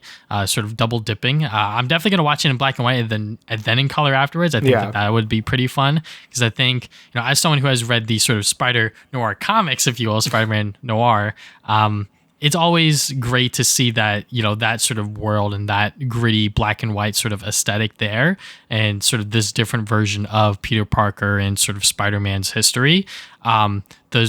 The leaked trailer definitely looked like a fan thing that they did. It definitely doesn't look something as high budget as you would want from like a Amazon Prime Video series, but I think that might be the charm of it. Honestly, I think that might be a good thing for a series like this, to have it be a little bit more low budget, not look as good and sort of look as pretty as like other like Marvel stuff, if you will. So, I'm excited to see how it does, whether it's good or bad. I think it will visually look pleasing, but, I hope that it will also be able to introduce people into another version of Spider-Man.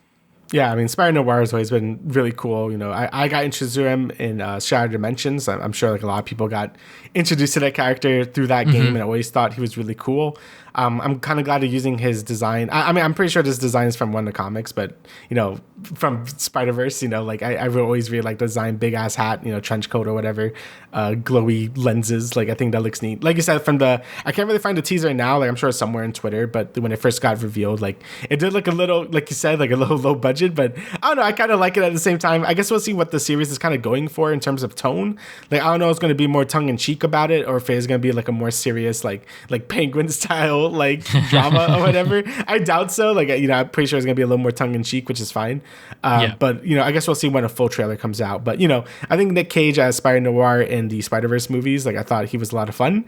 So seeing him actually take the mantle of the character in a full show, we'll see how it goes. Because again, he was good at comic relief, but we'll see how he does in like a full role. Because Nick Cage has always been kind of hit or miss for some roles, but I love the guy, so we'll see how he does in this. So I'm just happy to see it. Hopefully, we could get like a good Spider-Man. I don't think we've had like, besides like the animated show, I don't really know. I think this is like the first like live action Spider-Man show like ever. I don't really think there's like many others that I could think of that aren't animated. You were correct. Yeah, I think this might be one of, if not the only, sort of modern live action Spider-Man television series. Yeah, so it's going to be interesting to see how they approach that, since, Spider-Man isn't like, I think, an easy character to do without like a huge budget, because like web swinging and all that. But, Spider-Noir could probably fit that bill better, which is probably why they did it. So I guess we'll see once the like an actual trailer comes out, so we get a better idea of like what this series is really going for. But I'm excited. Well, we'll see how it goes. So, I've been wrong about like the other Spider-Man show on Disney Plus, I'm forgetting the name of, that was really good. Your Friendly Neighborhood. Yeah, Your Friendly Neighborhood Spider-Man. I'm like, oh, this looks like shit. Then it was really good. So, I'll give it a benefit of the doubt. Looks, we'll see how it goes. All right. So next thing Amazon also did was show a little thingy about Fallout Season 2, which is going to be premiering in December of this year. And it's also been renewed for Season 3. They're hoping to have an endpoint around Season 5 or 6, which is, a long, long time. So they obviously have a lot planned for this show. And, at the end of Fallout, the show, spoilers, they go into New Vegas. And this series looks like it's going to be dealing with a lot of New Vegas stuff, which is great. And also a little terrifying to see, because I know a lot of New Vegas fans are very rabid about how they handled that lore specifically. Like, I know people were really upset with how they handled Shady Sands like getting nuked and stuff. So we'll see how they handle New Vegas, since it looks like it's like totally abandoned. And New Vegas is a very beloved title within the Fallout series. I mean, it's my favorite Fallout as well. And that game had multiple endings, with either siding with the NCR, which was like sort of like the good guys, and Caesar's Legion, which were like the bad guys. And then there was like the whole middle like ground segment, which is what I did, where you sided with basically yourself. So we'll see how they handle any of that. It probably takes place way in the future. I don't know what the timelines are in this fucking show, since this is canon to like the actual Fallout like timeline. So we'll see how New Vegas is actually structured in this show, or if it's even like inhabited still. But it'll be interesting to see if they do reference the courier that was the main character in Fallout New Vegas, or how they handle any of that shit. So We'll see, because there's a lot of things that could really mess up in this one. But, you know, the Fallout show was a very pleasant surprise when I first watched it. Like, I didn't even know it was even coming out. I remember they showed some stuff during the Game Awards or whatever. I'm like some dude in power armor came up. I'm like, that's kind of cool. But then I forgot about it until it came out and everyone was saying this is fucking good. And then I watched it and I'm like, this is fucking great. You know, the show really pays good respect to the source material, from the costume designs to like the creature designs to just the overall feel of Fallout. I think it gets it down really well. So I have no doubt that this show, the second season, is also going to be just as good as the first season. And now that they have like a sort of like a long-term plan for the show, I think they could tell a really good long-running show. You know, it has some good characters with the Ghoul and Lucy. Those two are great. So we'll see how they keep doing throughout the rest of the seasons. And hopefully they don't mess up the lore too much, because I know people will be very mad if they do. So we'll see. See, as a casual Fallout viewer, you know, this is the only thing that I know about the Fallout series is the show. And I'm obviously very excited to see season 2, because season 1 was so freaking good. It just had really great characters, really great story, really great writing, really good acting. You know, pretty much everything you would want from a television series like this, even if you know nothing about the game, like myself. Like, I know some bits about, you know, Fallout, even though I am a gamer. You know, this is just a really good television series that everyone could watch. So the fact that we are getting a second season at the end of this year is pretty exciting. And the fact that it is renewed for a season 3 means that hopefully this, along with a bunch of other television shows that are going on right now, whether it's on streaming or simultaneous streaming and also on a television network, that we are getting yearly television shows, or every other year, or maybe every year and a half, whatever. I think having television shows constantly be on the air is exciting, because it means that the conversation can keep going with these stories, with these characters on a week-to-week, year-to-year basis. But yeah, I am excited to see where this goes. You know, like you said, Damian, I hope they don't mess up the lore too much for the fans. You know, but me personally, I really don't care. I don't have a leg in this race, kind of thing. So I just want to see where they take these characters, where they take this story, especially with sort of the Ghoul, Walter Goggins character. I think he is like probably the best part of this series. He is just so fucking insane within that role. But yeah, I'm excited to see when we get a Fallout Season 2 trailer, because then I think that's when people will really start to, you know, feel that the show is coming out. So yeah, and hopefully we get a remaster in New Vegas. Thank you, Bethesda. That'd be very nice. That'd be very timely with the second season. All right, so last bit we got here is James Gunn's Superman. The official trailer is here. 3 minutes of greatness, honestly. So, you know, with the previous stuff that we've seen so far, with the clip, with the teaser, you know, we didn't really get an idea of like what was Superman's conflict going to be within this movie, right?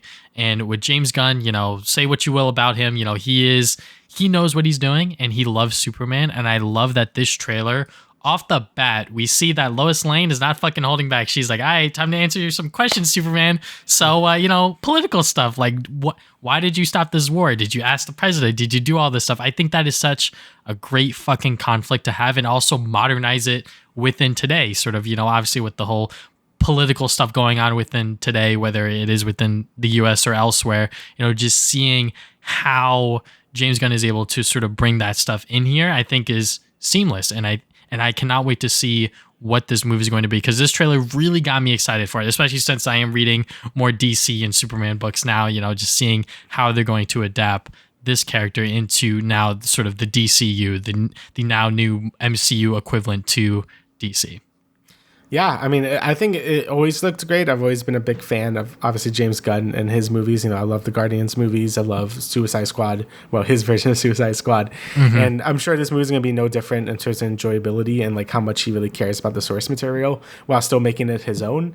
You know, like I just love how the movie just looks in general. Like it's very bright and colorful and really does feel like a comic, like coming to life, which is something I feel like a lot of, even now, like a lot of comic movies like just don't want to do. Like they feel like they have to like really like, you know, there's the meme where like everyone has like body armor or whatever, right? I mean, even Superman suit in this one like it has a little bit of body armor look to it, but everything feels so saturated and colorful. Like I really like that a lot. You know, there's a lot of villains in this movie, like that. Like it's kind of crazy how much stuff they're cramming into this movie. So I wonder how well it's gonna be paced or how they really do it. Because I've always noticed that since the first trailer. I'm like, man, there's a lot of things happening in this movie. So hopefully they could like, you know, tell it in a good way and like make it paced well. But in terms of tone and like how they really get Superman, it seems like James Gunn has really put in the effort to make sure that people that like the comics of Superman feel like he's respectful to the character. Because I know people get kind of crazy about the Snyderverse like version of Superman or whatever, but you know, I know a lot of comic fans think like that version of it is kind of weird and doesn't really fit the character. Yeah, again, my main exposure to Superman is My Adventures with Superman, which I fucking love. So, Yes. you know, I've never been like a huge fan of the character myself until recently. So we'll see how James Gunn kind of introduces it to a new audience of, you know, either newcomers or people that have been loving the character since forever, right? So, but either way, I think this trailer was great. I think it really sets the conflict well, like you said, and I think it shows like a lot of great effects and like how the world is going to be shaped around this Superman and how it goes forward with whatever James Gunn has in the future, right? So, yeah, you know, I've talked about it before, but like, you know, James Gunn is putting a lot of pressure on himself to not just lead the DCU, but also having the first film, Superman, have him be the director, have him pretty much do everything, you know, sort of have his vision of the character be on screen. So that is going to be a huge sort of factor in terms of if people are going to get invested into this new era of DC. And it looks like it's going to be a good one. So, you know, July 11th, that's when the film is coming out. I cannot wait for this. I never thought that I would be excited for a Superman movie, but here we are, you know, under sort of James Gunn's direction and this cast, these characters. I cannot wait to see how they bring them to life and hopefully introduce new people to them and also sort of do them justice for the old fans. Mm-hmm. All right, so last bit of the show. This is going to be a fucking probably long one, even though we're only talking about 2 episodes of The Last of Us Season 2, episodes 4 and 5. There's going to be full spoilers when we get into it, just so you guys know. But yeah, you know, I think these 2 episodes really demonstrate my problems with the series, which is the fucking writing. The writing is just all over the place. You know, Craig Mazin, I think he did a fantastic job within the first season. You know, there wasn't much that needed to be changed from The Last of Us Part 1, right? Like there wasn't much needed to be done from that story. But when they did expand upon it, when they did make changes, it always felt right, you know, like making Joel's character an actual character and not just like this fucking guy who's just a war machine who just kills everyone, right? You know, they actually made him a sympathetic character. Obviously, Bill's episode, that is like a huge thing people talk about within season 1. But I think within this season so far, even though we have 2 more episodes after this, right now the writing just everywhere. You know, like Ellie is written in such a weird way where it's like, you know, she's happy and also like there's moments where she will lock in and she will be a fucking ruthless, angry girl who just had her dad killed and she's on a revenge path to get Abby. That's the Ellie that I want to see, but obviously they're taking this in a very different direction and I personally am just not a fan of it. And, you know, just a couple of other things that they're just doing throughout these 2 episodes in particular. You know, I just feel like there's stuff to like, but then I feel like there's a lot of stuff to not like. Mm-hmm. Yeah, I mean, I basically feel the same way. And, you know, it hasn't been getting any better in terms of Ellie's, like, characterization. Again, it has nothing really to do with her, like, acting or whatever. It really is more of, like, a writing issue where I feel like she has, like, her motivations for finding Abby always feel very, like, hit or miss. Wishy-washy. Like, yeah, like really wishy-washy. Like it kind of just like kind of switches on whether she's like in like I want to kill Abby or like I'm just like hanging out with Dina and just doing stuff, right? Like there's points of this like of these 2 episodes where it kind of just feels like I'm watching like some CW like teen drama in an apocalypse. Like I don't really mind the relationship or whatever, but there's points where I'm just like she shouldn't be like this like happy about what's going on. If anything, I feel like Dina feels like more of the main character. Like she feels like a lot more angry. She has like a lot more motivation to do stuff because she was there when like Joel was like captured by Abby. I don't know. It just feels like Dina just has like more stakes than Ellie is in this version of the show, right? Yeah. And it just feels weird. And I don't know if they were trying to go for a different direction of Ellie's depression, if maybe they want to make it like, so she's bottling up inside. So she's trying to keep like a happy face, but then like she like, you know, breaks down instantly when something happens. But I just feel like they're not really showing it well, at least in my opinion. Also, another thing that this show has been doing, like the game doesn't really do, is kind of just like announcing things when they're doing stuff. Like they lecture you a lot more. So like one of the wolf soldiers was just like, I don't care. I think it was the last episode. It was like, I don't care if they're women. I don't care if they're children. Fucking kill the scars. I don't give a fuck. Fucking we're bad people. like and The Last of Us Part 2 of Abby isn't really subtle with how it handles things, but at least it kind of just showed it and doesn't really announce it. Like same thing with Abby's speech in like episode 2 or whatever. I just feel like it feels like they're dumbing it down for like no reason when this is like, it's an HBO show, right? Like this is like an adult ass, like, television program thing. And Last of Us Part 2 is a very dark, like moody game to begin with. And I feel like they try to lighten it up for like no real reason other than the backlash of the original game being that, the game was very, like had no chill, right? But that's kind of what made it unique in the first place. So yeah, that's kind of like my overall thoughts about just the show where it's at the moment. But yeah, it's been really hit or miss at the moment. Yeah. I mean, starting off with episode 4, the introduction of Isaac and the WLF, I thought it was fantastic, amazing. Josh Peck jump scare, if you will. I was like, what the fuck? Why is he here? Yeah. But bringing back Jeffrey Wright for that role was probably the best decision they made. I honestly think that he's so good within this one episode that we see him, him torturing that Scar, trying to get information out of him and sort of his sort of black and white view of this world to sort of get the WLF to where they need to be. So yeah, I just like that they're introducing this faction, in a different light compared to, that them just being under sort of Abby's wing and everything like that. Mm-hmm. Yeah, I kind of just feel like there's more like background. Again, I think that's when this show's at its best, where it kind of just takes the source material and just adds more context to it. I mean, that's what it did in season 1 a lot of the time. Like a lot of the additional scenes are kind of just fleshing out the factions or some characters, but it wasn't like changing the whole personalities or whatever or motivations.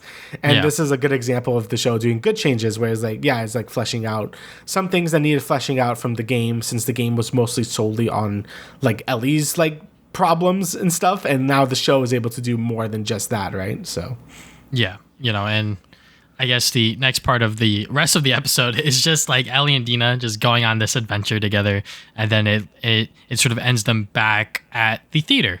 And how we get there, like we said, the writing is just all over the place. I feel like there's never a sense of like urgency for like getting to Seattle. Like they are 3 months behind. How do you know that they're going to stay there? Is because that is their base of operations kind of thing? I guess so. But I just feel like it is just all over the place. And I think the way that they changed the way that Dina found out that Ellie was immune, I think that was fine. I think that, sort of Ellie putting her arm in front of Dina and sort of taking that bite to sort of have it be as personal and sort of as in your face for Dina. So then afterwards she's like, I have to kill Ellie. I have to fucking kill her, and like now she's like realizing that like she loves her and everything like that. So that, it leads into the big ass tonal whiplash stuff that happens afterwards. But it's I had no real problem with sort of like that scene. Like I think the scene where Ellie gets bitten and like, Dina sort of like interrogating her, like I thought that stuff was like still really good. I don't remember how it happened in the game, even though I like played it like a year or two ago. But I remember it being sort of like the same-ish. But yeah, it was with spores. It was the gas mask. I think. Oh right, I fell off or something, right? Yeah, I think Ellie's cracked, and then Dina was like, "Let me go and give you mine, so that you live." And then she's like, "No, don't fucking do that. You're gonna kill yourself." Okay, so I think that's how it happened. I saw it from a clip on Twitter, so please don't kill me if I'm not correct. But yeah, so like I feel like the scene was still like nice and tense, and obviously we talk about the other thing later, but I think that scene was still really well done, and like you said, like when they do hang out with each other, like it is good. I just feel like you said it is a little too happy and a little too cheery, since like Ellie didn't even want Dina here in the game in the first place. Like she kind of just showed up and just be like, I'm gonna come with you.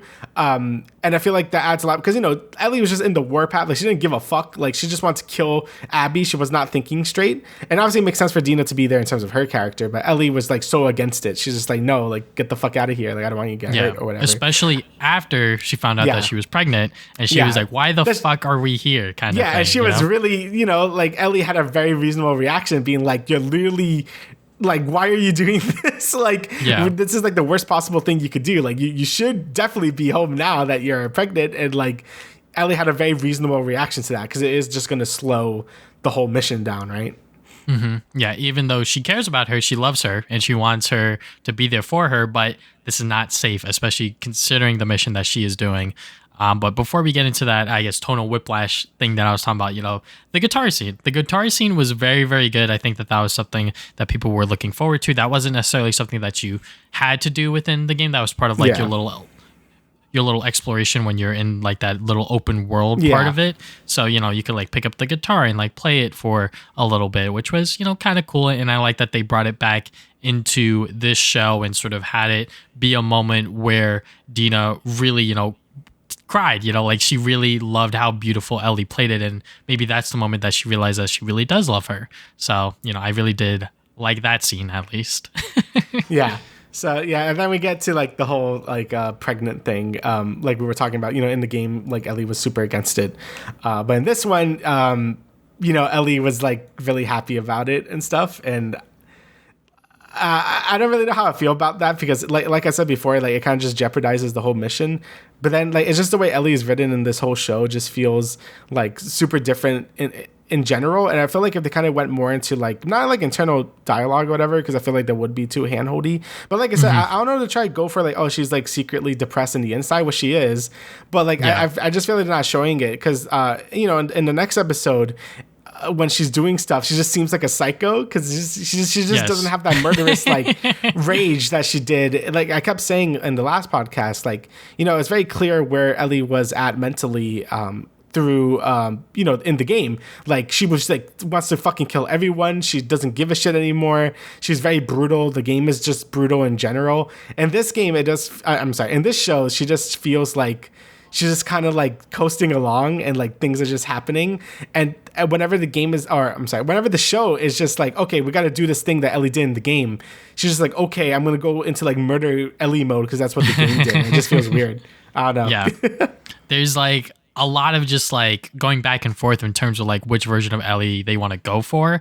Obviously, you know, with them sort of episode 5 at the start when we see, you know, him or not him, with her and Dina sort of going back and forth and sort of having like that jokey and fun moment. And then she goes into the auditorium and it's like, it's quiet, like nothing really happens. And she's going to play the guitar, but then she thinks about Joel and it's like, oh shit. Like she reminds herself why she's on this mission, which I think was good, but I think we needed like more scenes like that. It didn't have to be as long as that scene. I think having like a 10 to 15 second moment of just her just like reflecting and just like thinking, like staring like into space and maybe just like, you know, mentally not all there. I think that would have really helped them sort of coasting along this sort of Dina and Ellie arc, which they're like putting a huge emphasis on. You know, like I feel like Ellie and Dina, like as their relationship, it was obviously in the game, but it wasn't like a main focus. Once Joel died, it was like, we're fucking killing Abby. Like that is what we're doing.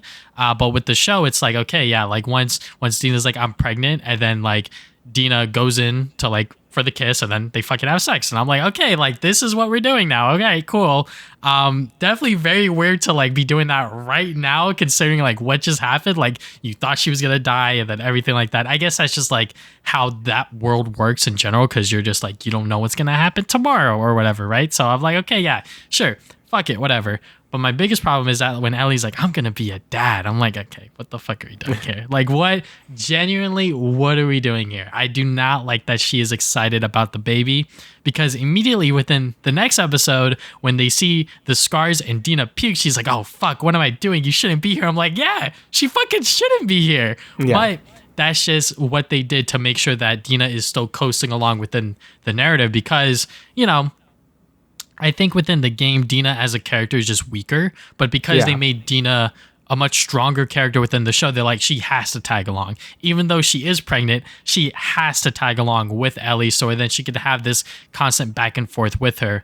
But like, I don't know. I feel like you just either cut the kid out or like you do something else to like, you know, keep their sort of relationship and their connection going. Yeah, like it kind of like destroys, well, not destroys, but it definitely hurts Ellie's character in terms to like prop up Dina which is like I feel like there could have been a better way to do this, like maybe make her not pregnant in this one so she could tag along more.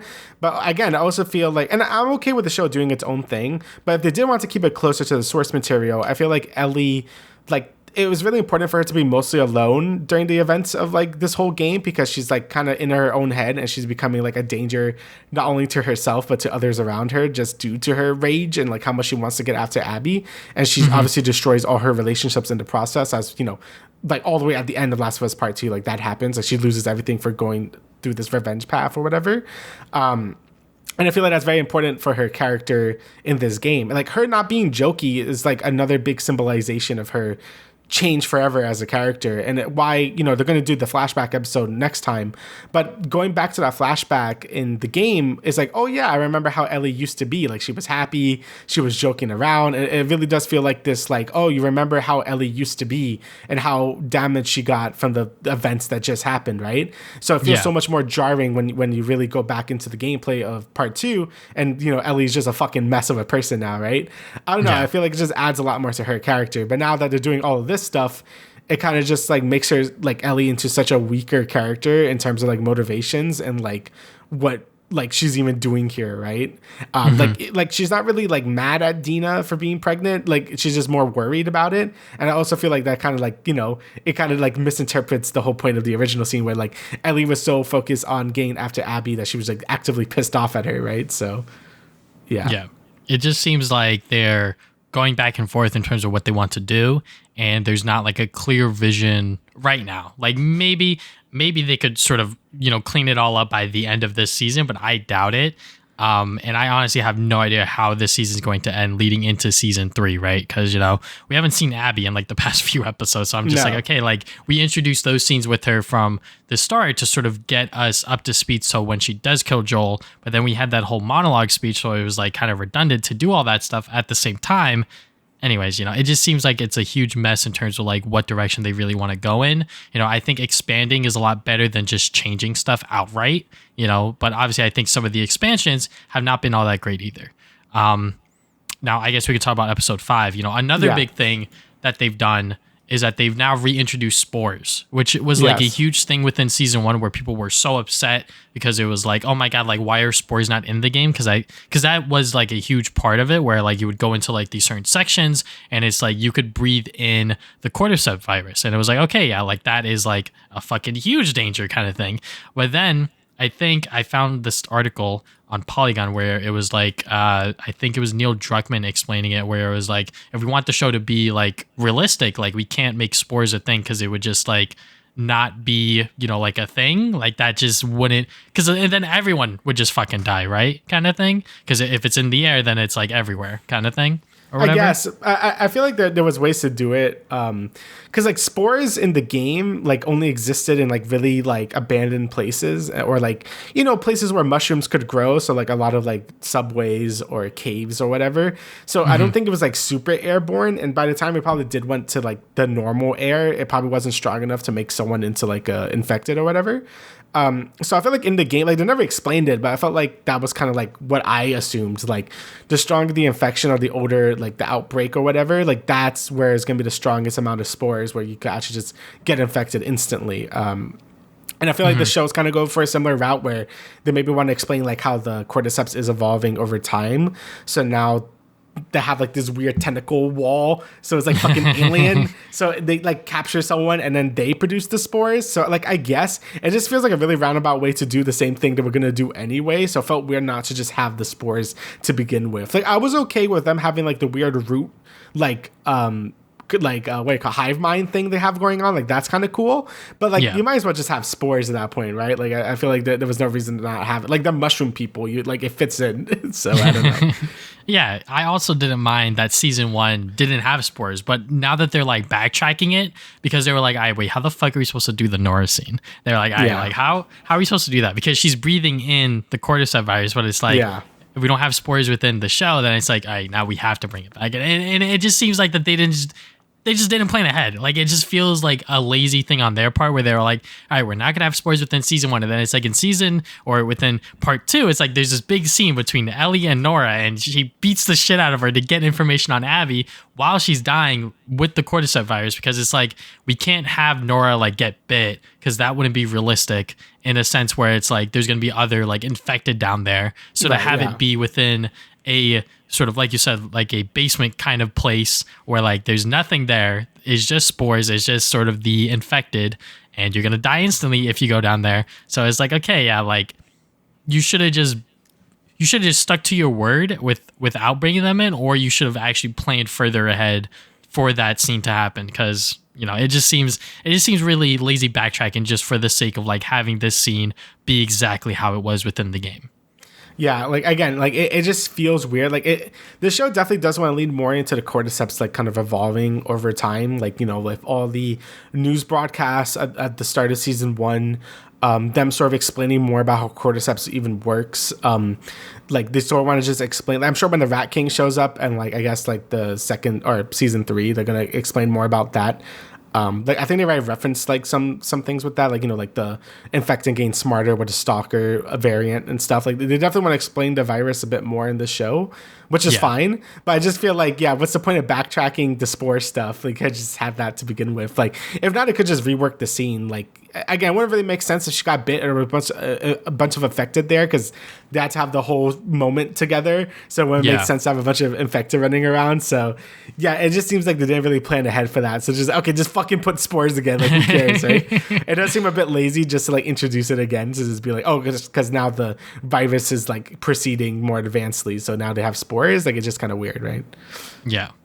But introducing the sort of WLF again, sort of having them explain what the spores are, I think that was a fine scene, having that mom sort of explain like, I did what I had to do. I fucking locked it off and, just didn't think about it. And, she's crying. And then obviously at the end, I guess like the sort of leader character, she's like, I'm sorry about your son. I was like, oh shit, we're gonna see that son later, which we did. And I was like, that's fucked up, that's kind of fucked up. But it sort of is to show the parallel of like the different decision of like, what if Joel did give up Ellie for sort of the greater society, if you will, but Joel was being selfish.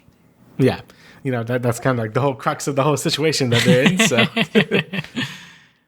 And then Ellie, I mean, once again, we talk about the inconsistent writing, but I think at the start of the episode where they're just, once again, jokey, playing around, and sort of her just being stupid, just like not knowing like how maps work and whatnot. I'm like, all right, like I understand she didn't like school, but like I feel like Joel would have taught her like how to like read a map and stuff. Like I feel like that there would have been some sort of like quote unquote military training, if you will, that Joel would have taught her in order to survive within this world, right? Because I feel like Ellie is not book smart, but she is survival smart, if that makes sense.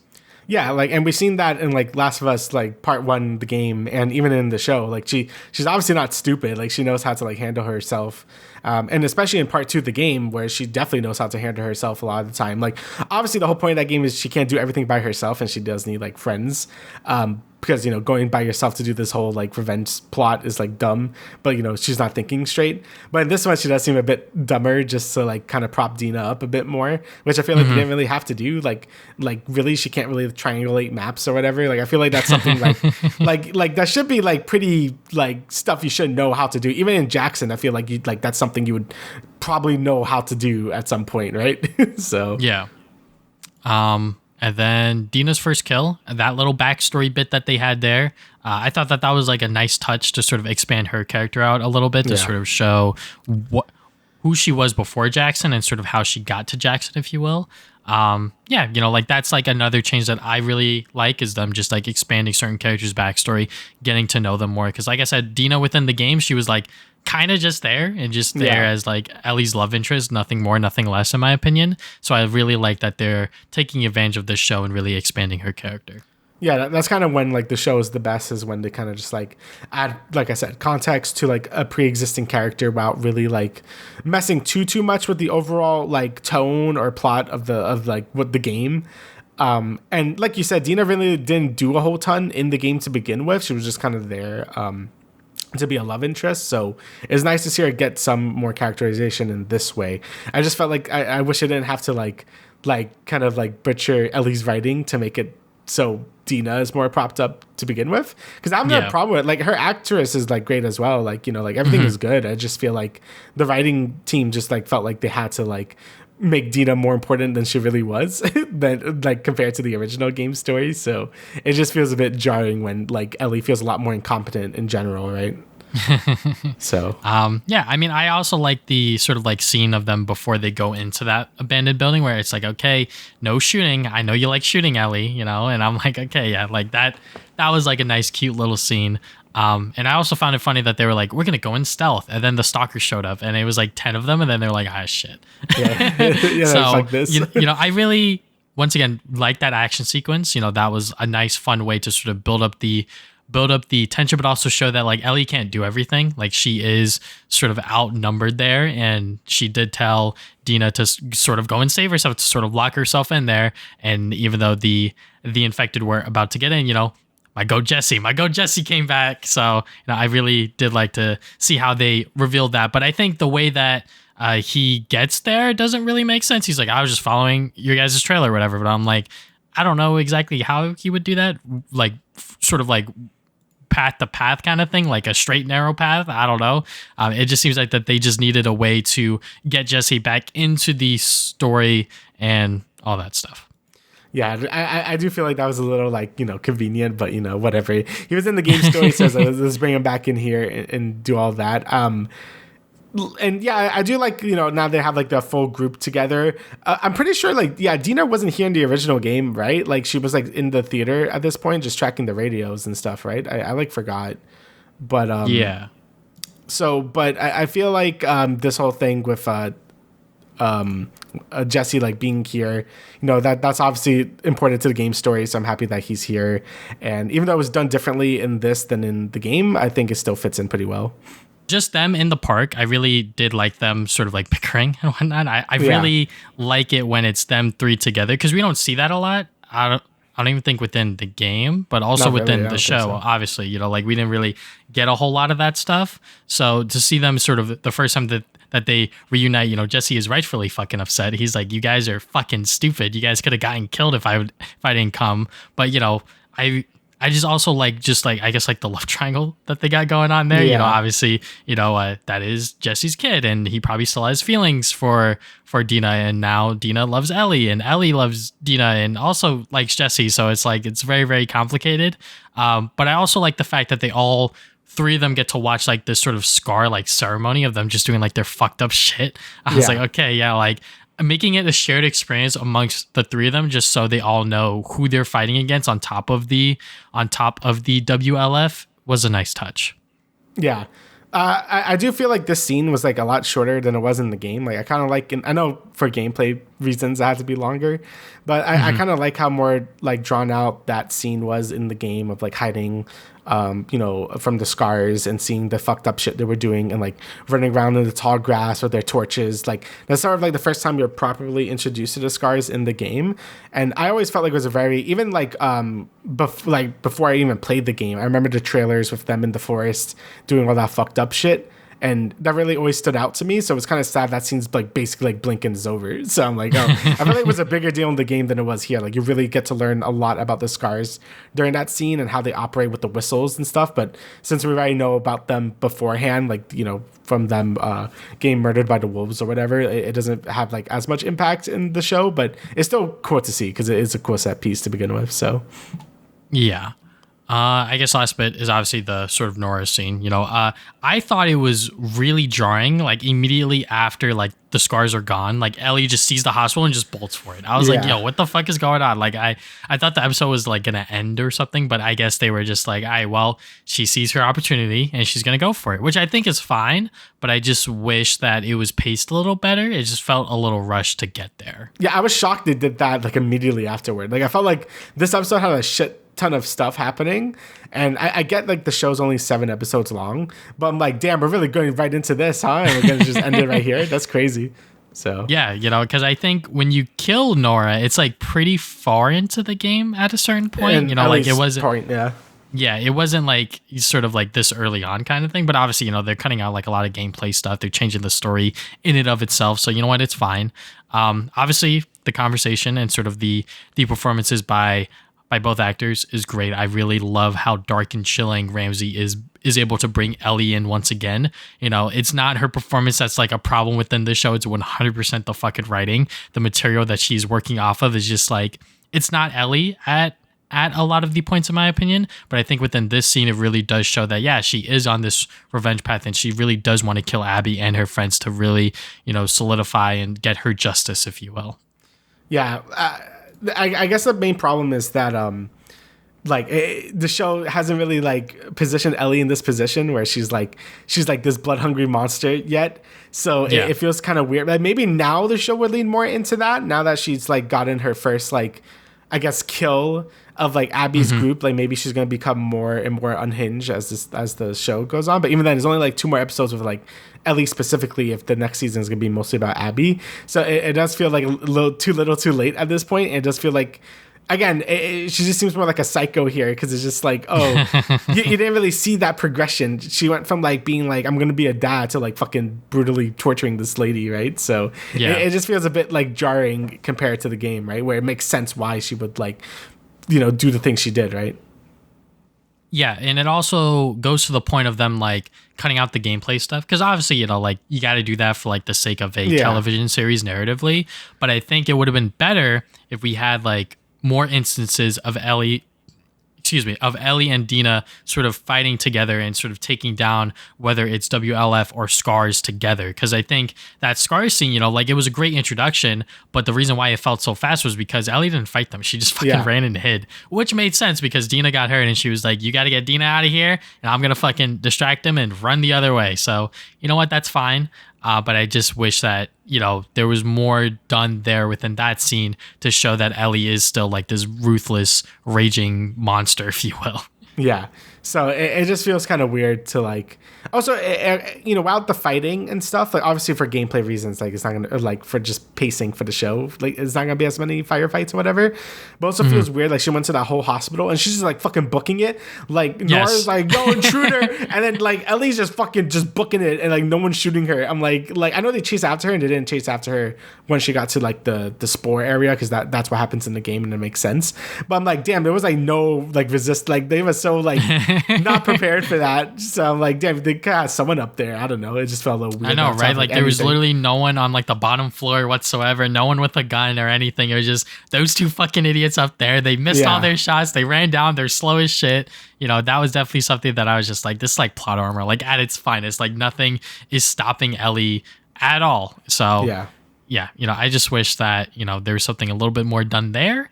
But yeah, you know, I just hope that by the time we get to the season finale, which we will talk about next podcast episode, that, you know, we are in a decent spot to lead us into season 3. Because right now it's like they are changing a lot and they're adding a lot. And it seems like some of it works and a lot of it doesn't. Yeah, like it just seems like they're rewriting a lot of the characters that didn't really need to be rewritten, like Ellie. Like, even though I wasn't the biggest fan of Ellie's segment in Last of Us Part 2 because it was up to the point where I'm like, okay, I get it. It just felt like it was dragging on too long. I felt like her like descent into like madness like fit the bill really well about like how this world operates. And then I think Abby's segment was a lot better in terms of story wise. So we'll see how they do Abby's character with Lev and stuff. But yeah, I don't know. Honestly, I don't even know how you do all this. Like, they have 2 more episodes left, and they're going to do a flashback episode next time. I don't know if that's going to be the whole episode or that's going to be, like, half of it. Because they still got, like, kind of a lot to do. Like, she hasn't even gone to, like, the aquarium yet, right? Because that was, like, the whole thing, and then she murders the rest of them or whatever. So, I don't really know. Like, there's a lot to have to do still.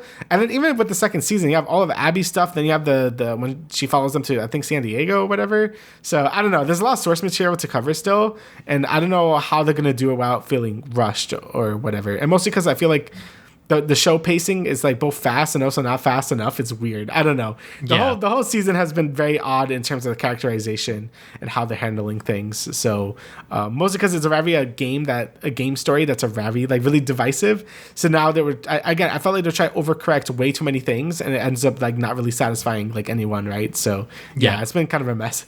So It just seems like you said, sometimes it's fast, sometimes it's slow, and sometimes they're saying too much, and sometimes they're showing too much. Like, for example, there's one thing with Nora, people are pointing out that, like, Nora just explained to Ellie that, like, Joel killed Abby's dad, which, when I was thinking about it, I was like, did Ellie ever actually know? I think she knew that Joel killed Fireflies, but I don't think Abby ever explained to Ellie that, like, Joel killed my dad, that's why I had to kill yours, kind of thing. Right. So I think that is like a valid criticism.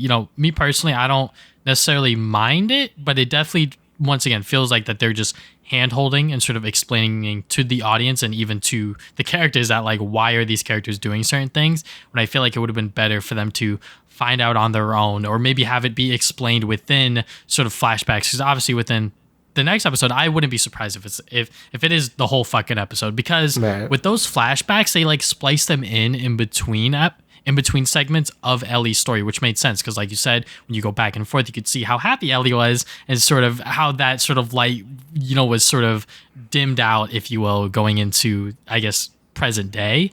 But I think they're just dumping it all here just to show, or to have people really connect everything back together and sort of show that gap between season 1 to season 2 and why they had that falling out and why Joel and Ellie weren't talking to each other. But, also, because we are missing sort of certain flashbacks and whatnot, it's going to, what's it called? Because Ellie already said to Nora, I know what happened. It's like, okay, yeah, but like now the flashbacks aren't going to be as impactful. Because I think the one flashback where Ellie's like, fucking tell me the goddamn truth, what happened here? And Joel's like, I killed them all to save you. I was like, God damn it. Like, that felt like really bad to hear, because obviously, like, he broke his promise. He swore to her that's what happened. That lie that is what happened with the Fireflies, that they stopped looking for a cure. But in reality, he just fucking killed everyone because he wanted to save her for his own selfish gains. Yeah. But now that within the show, that the audience now knows that Ellie knows, it's like, I don't know. It's gonna make next episode feel less impactful. Yeah, I'll see how they do it, but yeah, the show in general has just been doing a lot of like questionable decisions, and like I feel like it's like hurting a lot of the impact of the show in a way to like soften the blows of like what the game did. Like say what you want about the narrative of Last of Us Part 2, but I do respect Druckmann for not really sugarcoating anything. Like it really was like a raw story, and he did things that a lot of people he knew would probably hate, but did it anyway. And it really like showed how brutal the world was.